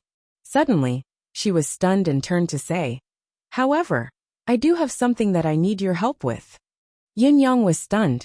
"I just said I'll repay you. And you really have something you need my help with?" He braced himself and said, "Please speak, young lady." Jiling bit her lip and said, "I have an elder brother who has been missing for many years. My family has searched the entire Tianxian continent, but we couldn't find any news of him. I heard that he appeared in Tiantang City 2 years ago." Yun Yang heaved a sigh of relief and asked, "What's your elder brother's name?" Jiling said, "My elder brother is Jiling Feng. He's 25 this year. He's not very tall, very skinny, and there's a dimple on the left side of his face when he smiles. He's not. He's definitely a good person." She told Yun Yang about her elder brother's situation in detail, and even took out a portrait. Yun Yang unfurled the portrait, and was immediately captivated by it with just a glance. Amidst the white snow, a man dressed in green stood with his arms behind his back. He stood tall and straight, looking into the distance with a determined gaze. He carried a sword with the hilt of a dragon's head, exuding an aura of carefreeness. It was as if he could ride the wind in this snow-filled sky if he wanted to. The man looked solemn, but his carefreeness seemed to be ingrained in his bones. As for the painter, his attainments in painting were extremely high, and he was able to portray this kind of charm. In terms of painting, this was a rare piece of art. However, the more Yun Yang looked at the man in the painting, the more familiar he felt. The man's face, demeanor, physique, accessories, and weapons were all things that he had seen before. However, he felt an inexplicable sense of familiarity and intimacy. He could not help but stare at the man for a long time, frowning in thought. Jiling became nervous when she saw Yin Yang's expression. "You've seen him before? Have you seen this person before?" Yin Yang's train of thought was interrupted. He shook his head and said in confusion, "I've never seen this person before, but why do I feel? What do you feel?" Jiling pressed on. "I feel, he seems very familiar." Yin Yang frowned. "But I can't recall anything at this moment. Besides, I don't have any impression of this face." Jiling's eyes shone as she said, "Think carefully." Yin Yang racked his brain, thinking about everyone he had met since he could remember. Finally, he shook his head and said helplessly, "No impression." That's strange. Logically speaking, there was no reason for him to forget someone who could give him such a feeling. But why couldn't he remember? Jiling bit her lip and looked at him quietly. After a long time she said, "If you ever remember or meet this person, please tell me. This is my elder brother. My only family in this world." Yin-yang agreed hurriedly. Jiling excused herself with a heavy heart, but she did not forget to roll up the painting and take it with her. Looking at Jiling's silhouette, Yin-yang was still thinking about the painting. The person in the painting was very familiar. His state of mind should not be disturbed by anything, but when he saw the painting, he could clearly feel that his heart was in a mess. Chapter 55. Something major had happened in Tiantang City. The third young master of the Shiman family had died in Tiantang City. This was a very serious matter. The entire Tiantang City was on lockdown. On this night, in another inn, a group of people were shouting and yelling, but they had no idea that such an earth-shattering event had happened outside. This was a coliseum. It was a private coliseum, but now it had obviously been commandeered. There were only 4 people participating in the battle. Each of them had brought along 2 guards. There were 12 people in the spacious arena. 8 of them were watching, not moving, while the remaining 4 were shouting and yelling with all their might. They were agitated, their veins popping out as if they had lost their minds. There were only 4 of them, but they had shouted as if they were in a huge casino. Even the 8 guards at the side were sweating profusely from the shouting of these 4 fellows. It was already the finals. In the arena, a double-headed lion and a silver-tailed, black-furred mystical beast were fighting and tearing each other apart. Bite! Idiot! Ice blade, fireball, oh fireball. Good. Turn around and fight back. What beautiful. Continue. Bite its tail. Bite its tail. Ice blade, cut its dick with the ice blade. If we succeed, we'll win immediately. F***CK. F***CK. F***CK. F***CK. F***CK. F***CK. F***CK. Oh my god. This is F***CK. Dong Tianling. Did you F***King send someone to put on the double-headed lion's skin? Ayaya. F***CK. My double-lidded dog eyes are blinded. This is the first time in my life. F***CK. This world is crazy. The F***King lion has started punching. F***CK. Let your father rub my eyes. I must be F***King dreaming. In the arena, the double-headed Elysian lion that was originally at a disadvantage suddenly stood up like a human. Its 2 hind legs were one in front of the other, and its 2 front claws suddenly came together. With a whoosh, it delivered a palm strike. Before the crowd had time to be surprised, the other front hoof suddenly clenched into a fist and fiercely punched the eye socket of the silver-tailed centipede. The silver-tailed centipede roared. One of its right eye sockets was visibly turning black. He could not help but stagger. At this moment, the double-headed Elysian lion on the opposite side, still standing on its hind legs, suddenly jumped up, turned around in the air, and kicked the silver-tailed hoe's face with its hind legs at lightning speed. At the side, the 4 fops who were watching exclaimed as if they had seen a ghost. Their 8 eyes almost popped out of their sockets at the same time. Tornado kick. My god. It's really whirlwind kick. Look, it's another kick. Holy shit, is that a side kick? Damn it, I've lived all these years in vain. This bastard side kick is even more accurate than mine. I'm going to faint. Consecutive punches. Roar. Holy sh*t, Mandarin duck chain kick. Holy sh*t, he's an expert. I feel like I've come to a plane full of immortals. Even the lion has become a spirit and learned to punch. And it's F***king punching and kicking. It's a master of a generation. The 4 fops widened their eyes. At this moment, how could they still care about the outcome of the battle? All of them were shouting at the top of their lungs. Even the 8 experienced guards were like ducks that had been struck dumb by lightning.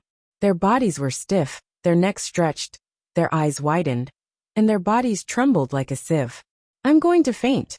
A foppish young master clutched his forehead in an exaggerated manner as he fell backwards. I really can't accept this. An 8th grade intermediate mystical beast defeated an 8th grade pinnacle mystical beast. Moreover, when he was lagging behind, he suddenly displayed an unfathomable set of punches and kicks. He turned the tables in an instant and won. I must be King dreaming. The outcome of the battle had been decided. The silver-tailed centipede was obviously beaten silly.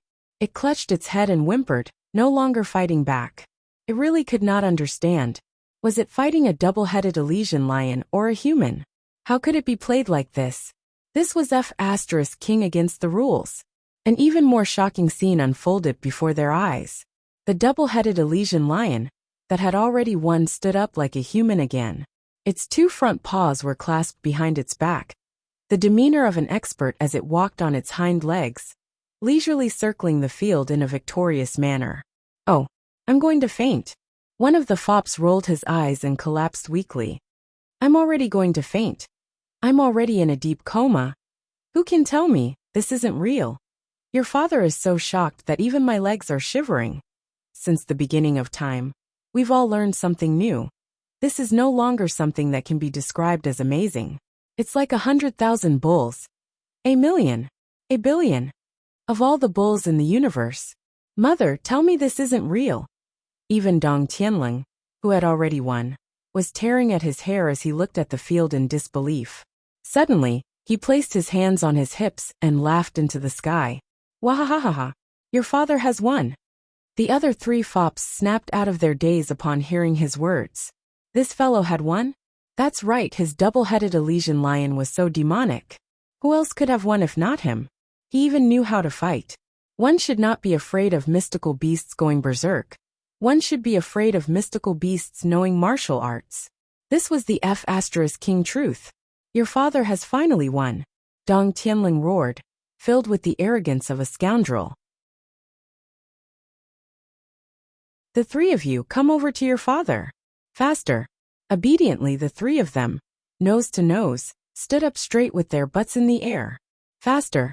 Your father wants to lecture you. Wahahaha. The faces of the other 3 fellows turned bitter. They looked at each other with a bitter smile inside. They had thought that with the silver-tailed lion, they would be able to suppress Dong Tianling for the rest of their lives. Who would have thought that he would turn the tables in just one night? However, one had to be willing to admit defeat. There was nothing to be said about that. What was more, he had used an 8th-level intermediate mystical beast to defeat an 8th-level pinnacle mystical beast. This was even more unbelievable. The 3 of them looked at Dong Tianling helplessly. Count yourself lucky this time. Cut the nonsense.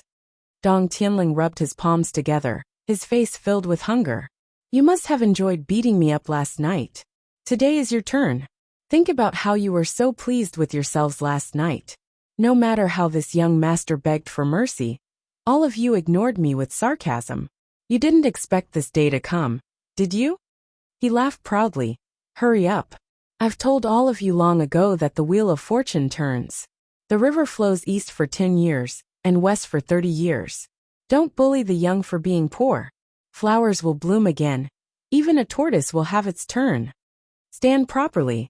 The 3 of them snorted, looking as if they were facing death with equanimity. They gathered together, the tips of their noses touching each other as they stood up straight. One of them said coldly, Dong Tianling, don't go overboard. Dong Tianling laughed. I'm not going overboard. I'm just going to follow the bet and beat all of you up until your mothers won't recognize you. Before his words echoed in the air, his leg had already lashed out impatiently. Come, little brother. Don't cry. Even if you cry, I'll beat you up until you become a pig. Bang, bang, bang. Little fellow, don't be unconvinced. You'll still lose. Bang, bang, bang. Come. Little brother, you're so cute. Hurry up and let me kick your butt. Dong Tianling was so pleased that every muscle on his body was dancing as he pummeled the 3 fellows to his heart's content. He raised his fists and legs to greet his entire body. The expression on his face was especially merciless. The 3 popinjays were stubborn, their eyes spitting fire from the beginning to the end, but they did not make a sound. They did not even resist, only allowing Dong Tianling to beat them. In just a short while, the 3 of them had turned into 3 fresh pig heads. Dong Tianling had a sense of propriety, causing every part of these three fellows' faces to swell to the maximum. The 8 guards were speechless as they watched from the side. He really didn't know what else these rich kids could do. From today onwards. Dong Tianling hollered. Everyone, green clothes, green hats, green shoes, green belts. Even the scabbards and scabbards have to be green, with an emerald green bamboo branch stuck to their heads. Even the underwear must be green.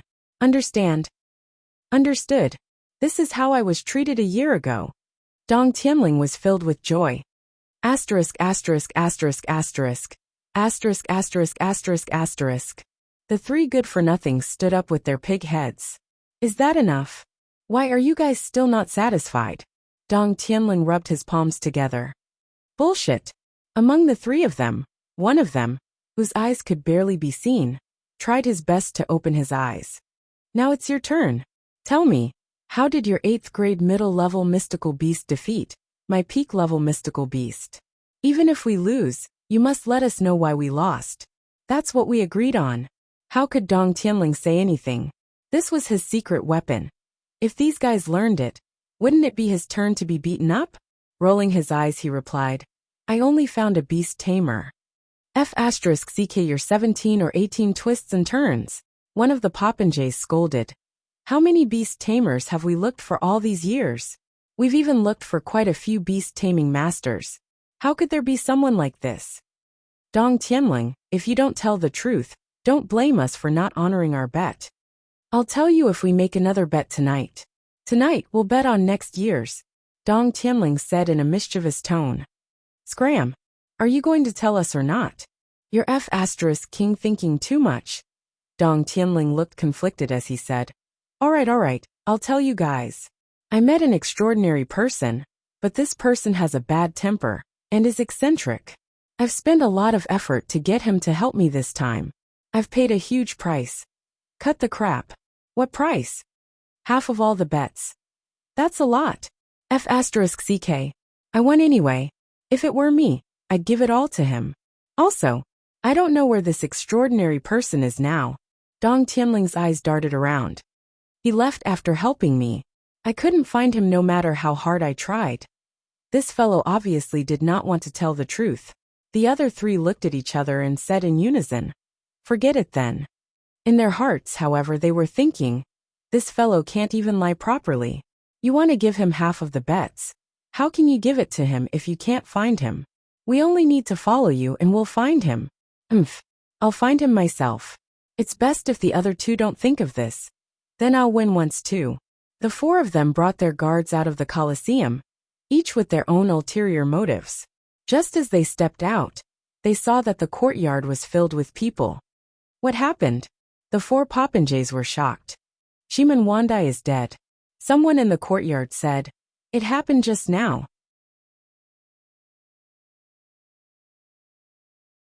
Chapter 56. The wee hours of the morning. The atmosphere in Shiman family's inn was somber. Shiman Wanli's gaze was like a hungry wolf's as he looked at the people in front of him. Have you found out? Only those who fit the criteria have been checked, and the name list has been produced. It hasn't been analyzed yet. Speak. There are 7 people who fit the criteria. 2 of them are the most suspicious. One is, the other is Chu Tianlang. And the most suspicious one is this Chu Tianlang. Shiman Wanli's gaze flickered as his voice was cold. Tell me about this Chu Tianlang. Chu Tianlang is the master of the manor of Sirius outside Tiantang City. He's good with long and short swords, tall and muscular, a central figure in the martial world of this generation.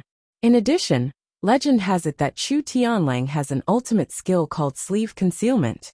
There are mysterious hidden weapons hidden in his sleeves. I wonder if he has other tricks up his sleeves. Shiman Wanli's gaze flickered. Long and short swords. The culprit also uses long and short swords. Sleeve concealment. Doesn't that mean the culprit also has sleeve concealment? Also, Chu Tianlang's cultivation base is extremely high, at least a 6th peak cultivation base. 6th peak. The lowest, which means that he's most likely a 7th heaven, maybe even a 7th heaven pinnacle. Even if he's an 8th heaven, It wouldn't be a surprise, would it? Yes. Does OL Third have a conflict with this Chu Tianlang? Or perhaps, among those who were bullied and offended by OL Third, is there anyone related to Chu Tianlang? On the surface, there's no relationship. But they both like pretty girls. No relationship. That's the most suspicious one. Shimin Wanli snorted, a sharp glint in his eyes. Second young master. Although Chu Tianlong's characteristics match the culprits, it's too similar. There must be something fishy about this. It's as if we're trying to frame him, someone said with a frown. Frame him?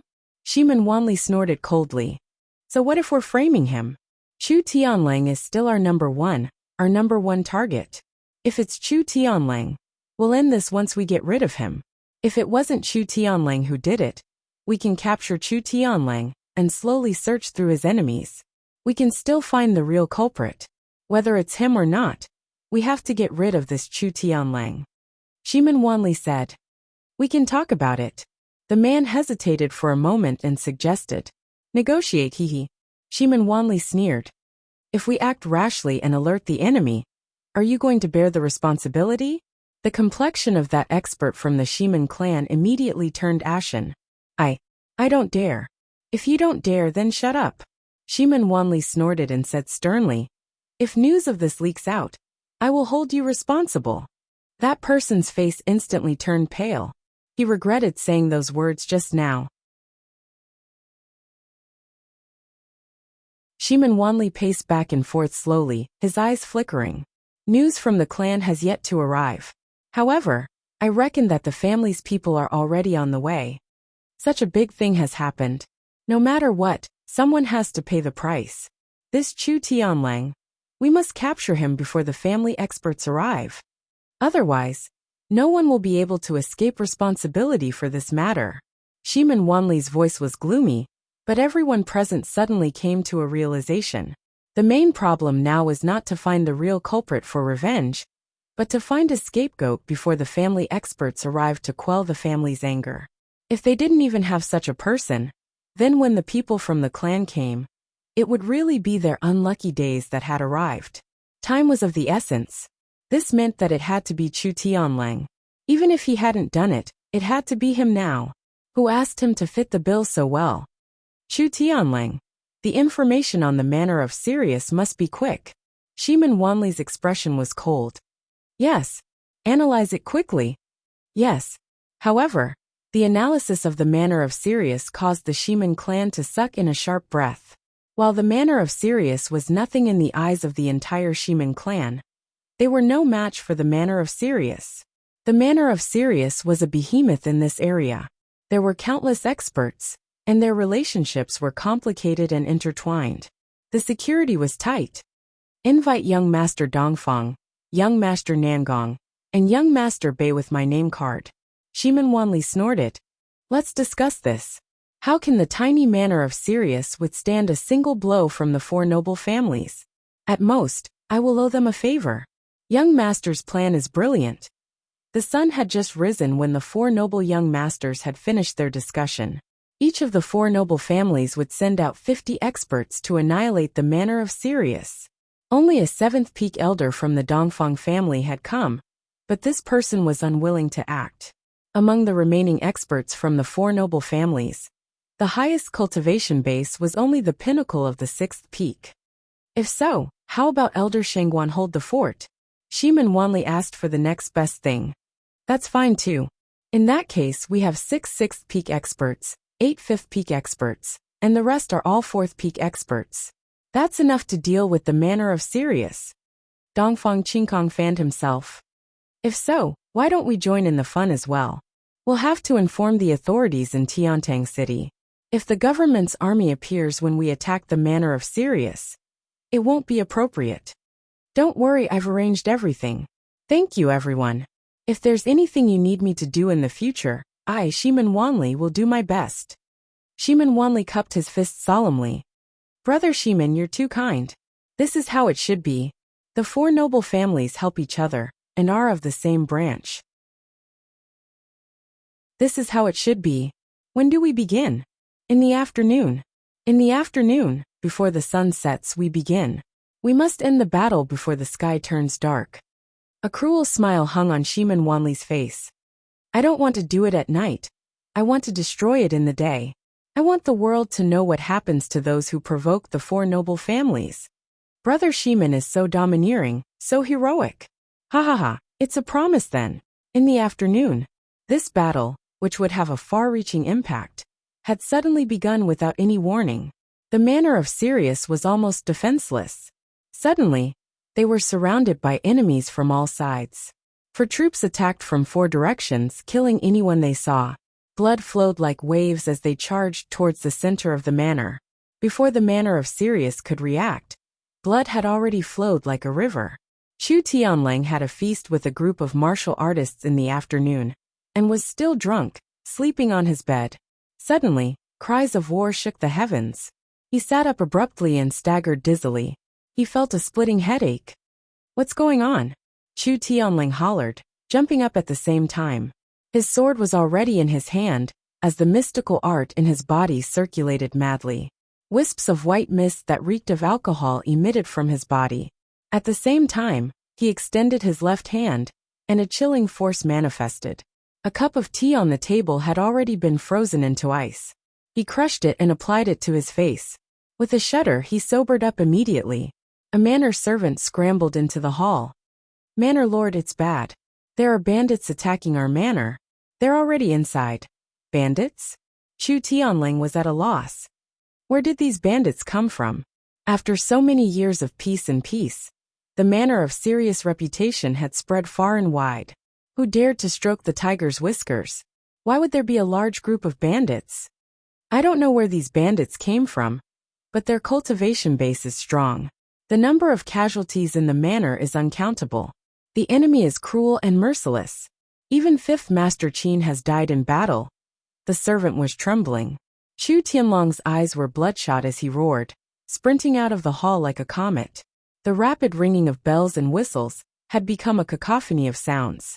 The martial force of the manor of Sirius was displayed from all directions as they charged towards the four noble families who had charged in, shouting battle cries. Chu Tianlang was already at the highest bell tower of the manor of Sirius, in a flash as he looked down. Thick smoke billowed in all directions. Waves of blood billowed as battle cries thundered. Corpses littered the ground as far as the eye could see. The enemy was extremely powerful. The ordinary guards of the manor were no match for them, collapsing with a single touch. A few silhouettes dashed out from the manor like lightning. The experts of the manor were on the move. Chu Tianlang howled into the sky as he flew out like a comet, choosing the direction with the most frenzied killing spree, as he met the enemy head-on. 2 beams of sword light shot through the sky. Before they had even landed, 2 men had already been sliced into 2 halves. Chu Tianlang landed with a loud crash, his sword slashing viciously onto the sword of the man opposite him. The man could not hold on to his sword, and it flew out of his hand. Stop it! Chu Tianlang roared and hollered. Who are you people? Why are you attacking the manor of Sirius for no reason? This group of people was murderous with bloodshot eyes. Their attacks were ruthless, even more so than those from the other 3 directions. All of them were highly skilled with profound mystical skills. Chu Tianlang really could not remember when he had offended such people. The other side had indeed stopped. A young man dressed in white walked out with his arms behind his back, his long eyes looking down at Chu Tianlang as he said faintly, You are Chu Tianlang? Chu Tianlang held back his anger and said, That's right. Is there some kind of misunderstanding? A mocking smile hung on the young man's face. Misunderstanding? Ha ha ha. He sneered as he looked at the twin swords in the man's hands, the long sword in his right hand, and the short sword in his left. Then he sized up Chu Tianlang's muscular body for a moment before he suddenly spun and retreated, shouting, Kill! Leave no one alive in the manor of Sirius. Chu Tianlang was enraged. You. However, the other party's men were already attacking in a frenzy. The leading elder had bloodshot eyes, and looked like he had lost his mind. It was as if he had killed Chu Tianlang's father, and taken his wife. With a loud roar, he charged forward without a care for his own safety. Clang! Chu Tianlang parried the other's blow and shouted angrily, "You should at least explain why you're doing this. We're all people of the underworld. There must be a cause and effect for everything." However, his voice was quickly drowned in the murderous cries. No one bothered with what he said. In an instant, the manor guests who had followed Chu Tianlang out were all sprawled on the ground.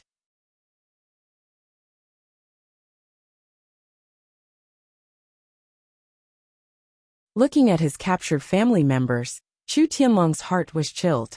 "Who the hell are you people?" Chu Tianlang looked at these people hatefully, his lips quivering. "When have I, Chu Tianlang, ever offended you? What kind of hatred do we have? How could you do such a heartless and inhumane thing?" Despite his extreme rage, Chu Tianlang's voice was surprisingly calm. In his mind, there seemed to be countless planets and universes exploding. His eyes were a little blurry as he looked out. Shimin Wanli took a step forward. "Chu Tianlang, my younger brother had no grudge with you. Why did you kill him then?" Chu Tianlang asked doubtfully. "Who is your younger brother?" He had killed so many people that he couldn't remember them all. Now, he instinctively thought, could it be that I really killed someone, and the power behind that person has come to find me? "Today, I'll let you die knowing the truth," Shimin Wanli said faintly. "This young master is Shimin Wanli. My younger brother, Shimin Wandai, died a horrible death in your hands last night." Chu Tianlang was taken aback as he suddenly understood. The Shimin family. Then the other young masters were the young masters of the Dongfang, Nangong, and Bei families? A wave of absurd emotions welled up in him as Chu Tianlang said in surprise, "I didn't go out yesterday. Why did I kill young Master Shimin Wandai?" Only after the question left his mouth did he finally come to his senses. He said loudly, "I didn't do it." He finally realized the seriousness of the matter. The Shimin family, if he were to shoulder this responsibility, there would be no other way out other than death. The Shimin family's enormity was not something a mere manner of Sirius could compare to. His fearful gaze looked at the enemies around him, looking at the unconcealed murderous intent on their faces, looking at his family members who had been captured. He felt utterly disheartened. "You think I'll believe you just because you say it wasn't you?" Shimin Wanli smiled faintly, a sharp murderous intent flashing across his face as he suddenly roared, "Take him down. I want him alive." At his command, everyone around him moved in unison. Saber light flashed as blood spurted into the sky. All of Chu Tianlang's family members were decapitated. Chu Tianlang's guts were shattered as he let out inhuman cries of agony. He lashed out in a frenzy, the long and short swords in his hands ramming into the enemy's formation like a mad tiger. "For noble families, I, Chu Tianlang, will never forgive you." The frenzied cries caused the burning flames to tremble crazily. Yin Yang stood at the top of the mountain, looking at the fire and smoke that shot into the sky, his eyes as calm as the autumn waters. "Lao Mei, you've broken through to the 6th peak, haven't you?" Lao Mei smiled and said, "Yes, I have. With the help of the mystical stones and mystical crystals that young master has given me, my cultivation base is nearing the 6th peak." Yin Yang pondered for a moment. The enemy has countless experts, a few of them from the 6th peak. Therefore, you only have one chance to strike this time. After this, whether you succeed or not, you must retreat immediately. Don't let yourself be trapped. Lao Mei nodded. "I understand. Go then. Remember, once you've completed it, you must disappear immediately. Leave the rest to me." "Yes." Lao Mei's form flashed in the air like a ray of light, heading towards the manor of Sirius that was burning in flames. Yin Yang's purple robe flashed and he disappeared from the spot as well. Chu Tianlang fought madly, howling loudly as he dashed left and right like a mad tiger. His mind had lost all rationality due to his hatred. The long sword in his right hand had been broken, and he was now holding onto a sword he had snatched. The short sword in his left hand was still gleaming, his body covered in wounds. Pfft! One of the Shimin family's experts took a hit from his sword and landed a heavy blow on his back. Chu Tianlang staggered and spat a mouthful of blood. The sword in his left hand stabbed into the chest of the person in front of him. His back felt another chill and pain as he was stabbed in the waist. "I can't die." The thought suddenly arose in his mind. If I die, who will avenge me? Charge out. I have to charge out. He slashed in a frenzy, his eyes on the enemy. However, the enemy had discovered his intentions immediately. This fellow is going to run. Everyone watch out. Those on the outside watch out. Chu Tianlang charged a few times, but did not manage to break through the encirclement. Instead, a few more wounds were added to his body. Suddenly, he made up his mind and roared into the sky. His body suddenly exuded an extremely cold air. Those around him could not help but feel a bone-piercing chill, almost losing their grip on their weapons. Those who stand in my way shall die. Chu Tianlang howled madly as he sprang up and charged towards the south. The other 4 men leaped up together and charged towards him without fear of death. Chu Tianlang raised his arms. A blinding cold gleam flashed through his sleeves. The 2 Nangong family experts who were charging towards him suddenly fell to the ground without a sound, losing their breath. It's really you. Shimin Wanli's gaze was vicious. Be careful of his secret weapon. Don't let him escape. Chu Tianlang had already charged 100 feet away and was about to reach the top of the wall. The 3 men on top of the wall made up their minds immediately and attacked from the air. Chu Tianlang growled like a wild beast as his long and short swords flew out in a frenzy. The sword light was like a tidal wave, rolling forward as the gleam in his sleeves flickered continuously. Swoosh, swoosh, swoosh, 3 silhouettes flipped over and fell. Although they had been prepared, Chu Tianlang's 2 secret weapons were faster than they had imagined. They could not avoid them no matter what. 7 to 8 men rushed over from the side. Chu Tianlang's face was pale. Shooting 5 cold gleams from his sleeves seemed to have taken a toll on him. But he had also successfully killed 5 of the enemy's experts, reducing the pressure on him. Those who stand in my way shall die. Chu Tianlang roared as he leaped into the air, pouncing towards the wall. This wall had been designed by Chu Tianlang himself. It was 50 feet tall and extremely sturdy. It had originally been designed to guard against external enemies and ensure safety. But now, such a height had become Chu Tianlang's lethal height. He was in midair, surrounded by flashes of hidden weapons that shot towards him. Some of them had even thrown their swords and sabers out of their hands. He let out a long howl and waved his 2 swords crazily, knocking down all the hidden weapons. However, in this short period of time, there were already 3 people standing in the gap that had originally appeared on the wall. There were even 2 more people, one on the left and one on the right, coming from the sky with a strong gust of wind. A saber and a sword shot out an intense glint of saber and sword energy. Arg! Chu Tianlang roared as his long and short swords met the opponent's sabers and swords at the same time. He had wanted to use the momentum to escape, but the 2 men were fighting with their lives on the line. There was no turning back. The sabers and swords were blocked, but they abandoned them immediately, pouncing forward and increasing their strength with their fists. Chu Tianlang howled in grief and indignation. His body in midair had nowhere to borrow strength from as he was smashed to the ground by his opponent. From all around, more than a dozen people pounced on Chu Tianlang, entangling him. Chu Tianlang howled madly, the gleam in his sleeves flashing continuously. Swoosh, swoosh, swoosh, 6 experts had died under his mysterious hidden weapons. However, he knew that he was finished. This hidden weapon had never been used lightly, because each time it was used, it consumed too much of his energy. His limit was to use it 7 times in a single battle. Now the number of times he had used it had far exceeded that. His energy was almost completely depleted. The wall that he had built was now too high for him to reach. The enemy's combat power had only been partially depleted. There were still a few experts who had been watching the battle with composure. Once these people struck, he would be dead for sure. I refuse to accept this. Chu Tianlang roared in his heart. However, his movements were becoming slower and slower. His body was continuously injured, his vision was starting to blur. If the battle were to end now, Chu Tianlang would faint on the spot. He was already at the end of his rope. It was only the indignation in his heart that kept him going. Harder! A cruel glint flashed in Shimin Wanli's eyes. Take down Chu Tianlang. The people who were surrounding Chu Tianlang answered in unison, their fighting spirit soaring. The enemy was already at the end of his tether, It was the best time to make a contribution. They surrounded him at the same time. It's over. Chu Tianlang felt the sudden increase in pressure, despair filling him.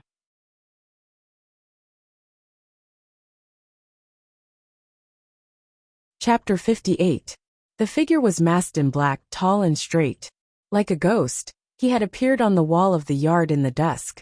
The moment he appeared, before anyone had noticed, he raised his right hand abruptly. Countless rays of cold light shot out like the petals of a celestial maiden. At the same time he hollered, "Chu Tianlang." Chu Tianlang turned his head at the sound. His spirits lifted immediately. Although he didn't know what was going on, he instinctively realized that his reinforcements had arrived. Chu Tianlang was not the only one who had realized it. Everyone present had as well. However, the hundreds of hidden weapons that the man in black had shot out earlier had injured many of them. The rest of them were flustered as well. In the blink of an eye, the person on the wall shook his hand, and a rope flew out like a swimming dragon. Before anyone could react, it was already in front of Chu Tianlang. "Catch him!" Without the need to shout, Chu Tianlang had already rushed forward and grabbed the rope. The person on top of the wall exerted his strength, and Chu Tianlang's body floated up into the air. The person on top of the wall had already disappeared. Chu Tianlang was like a large kite suspended in the air with a rope below him. The person pulling the rope was running forward in a frenzy. The last ray of light from the horizon had finally fallen. Night had finally come. "Chase!" Shiman Wanli almost crushed his teeth from gritting them. Just as they were about to succeed, someone had appeared to disrupt their plans. Everyone sprung up at the same time and flew to the top of the wall. Chu Tianlang was still floating in the air amidst the approaching dusk, while the person below was pulling on the rope with all his might, sprinting towards the forest ahead like a flash of lightning. "Stay!" Beams of sword light shot out as hundreds of silhouettes gave chase with all their might. However, these people were exhausted from the battle, while the person was waiting at ease, pulling further and further away from them. By the time the group reached the edge of the forest, they had completely lost track of Chu Tianlang and the mysterious person. Once these two people had entered the forest, they were like water droplets falling into the ocean, vanishing immediately. "Search carefully." Shiman Wanli's expression was grim. "Place a few more people on the treetops, and keep a lookout in all directions. Once there's any trace, sound the alarm immediately." Yes, he had just entered the forest. Chu Tianlang felt his body plummet in a straight line as the person below caught him. Just as Chu Tianlang was about to speak, he felt himself still falling. It turned out that there was actually a tunnel under the fallen leaves. In a flash, the two of them had already entered the tunnel. Then, there was a silent flip above them, and countless fallen leaves once again covered the place.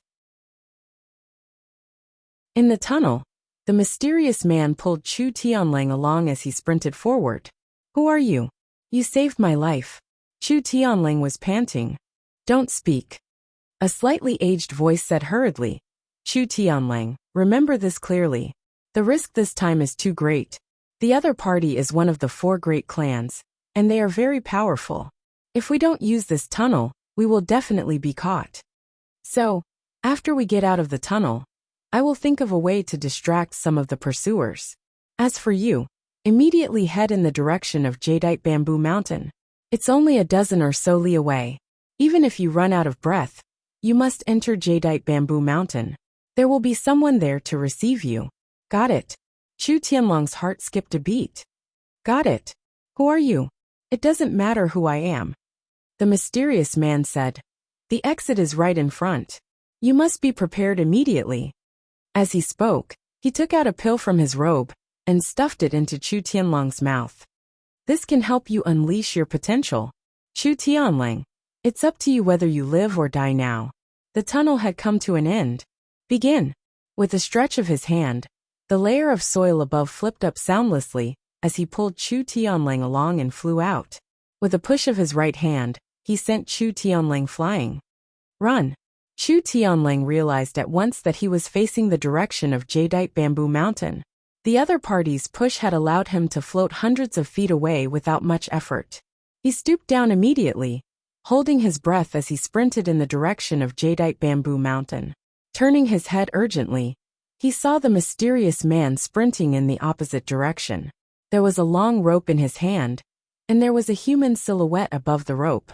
It was like he was flying a kite, as he sprinted thousands of feet away. Chu Tianlang heaved a sigh of relief. Frantic shouts came from behind. Over there! Over there!